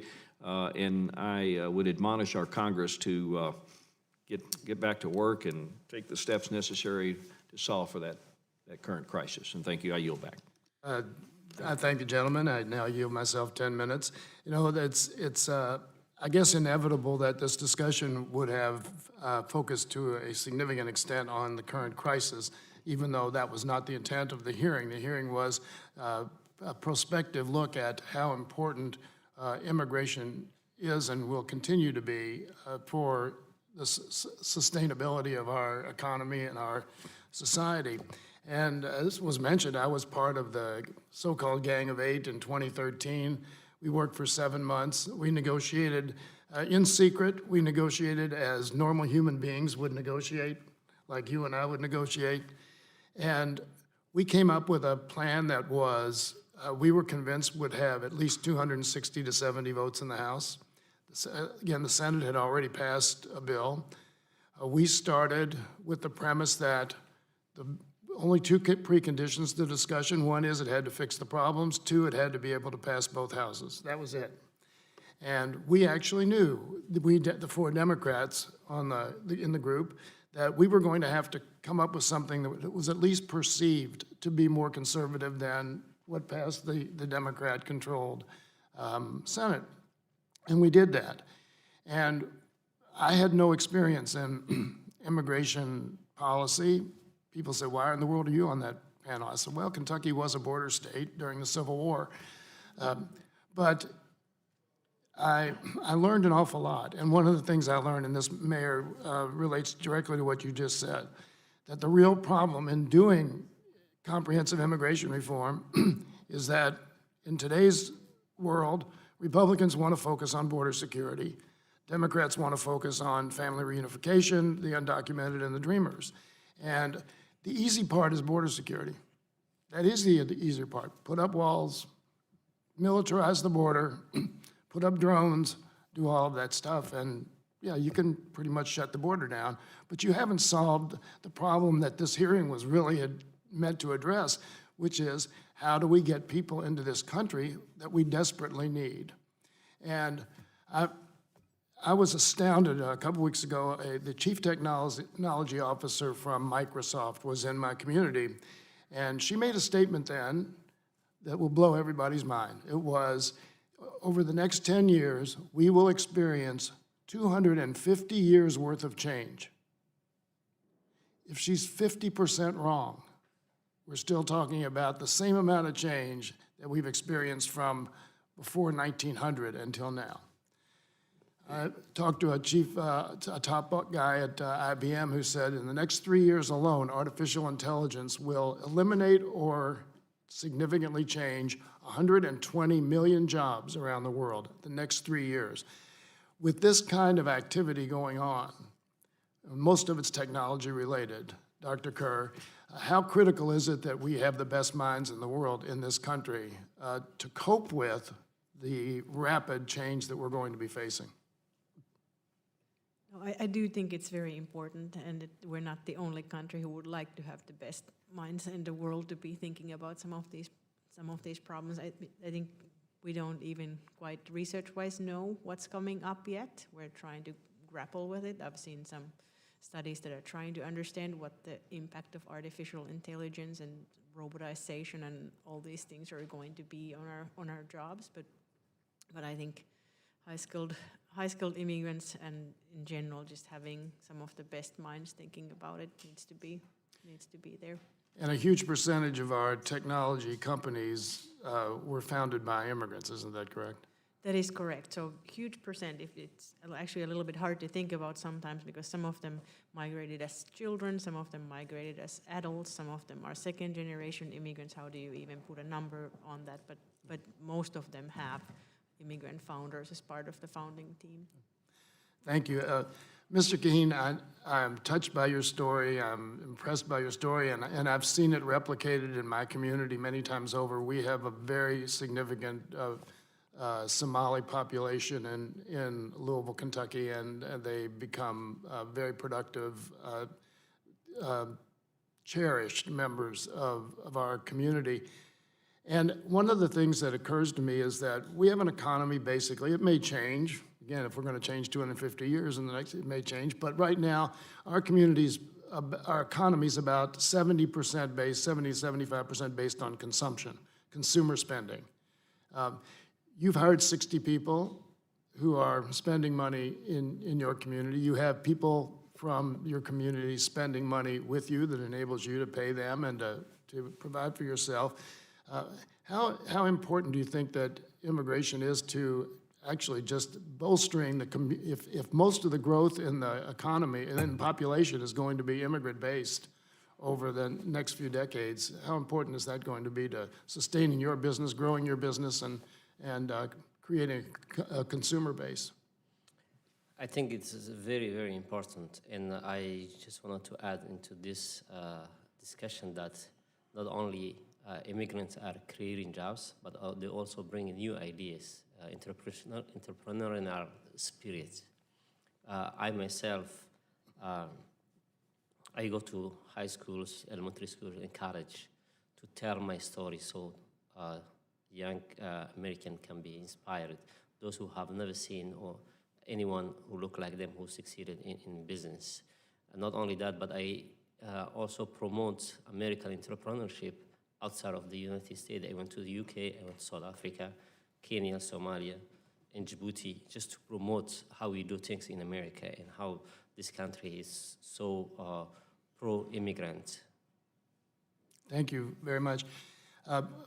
About 25 years ago, I was at a conference of some sort, and I heard a speaker named John Nesbitt, who was a futurist, wrote many books, and one of the things he said struck me so dramatically, and that was he was talking about the birth rates in the United States of white women, African-American women, and Hispanic women, and how they were all different. The whites being the lowest, African-American being next, and then Hispanic women being the highest.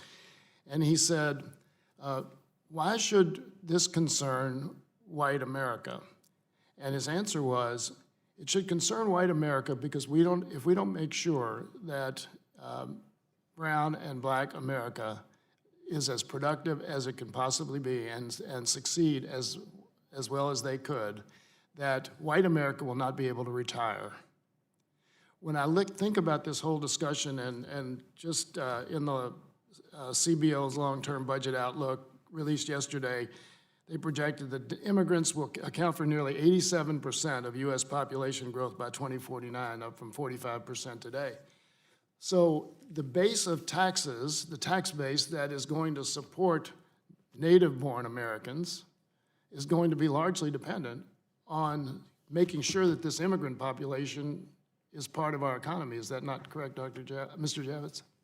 Yeah, so it's certainly the case that in the current decade that's about to end right now, immigrants are responsible for all of the growth that we've achieved in our working age population. And like I said in my testimony, just looking 10 years out, basically, but for immigrants and their children, we would see the working age population of the country drop by 7 million.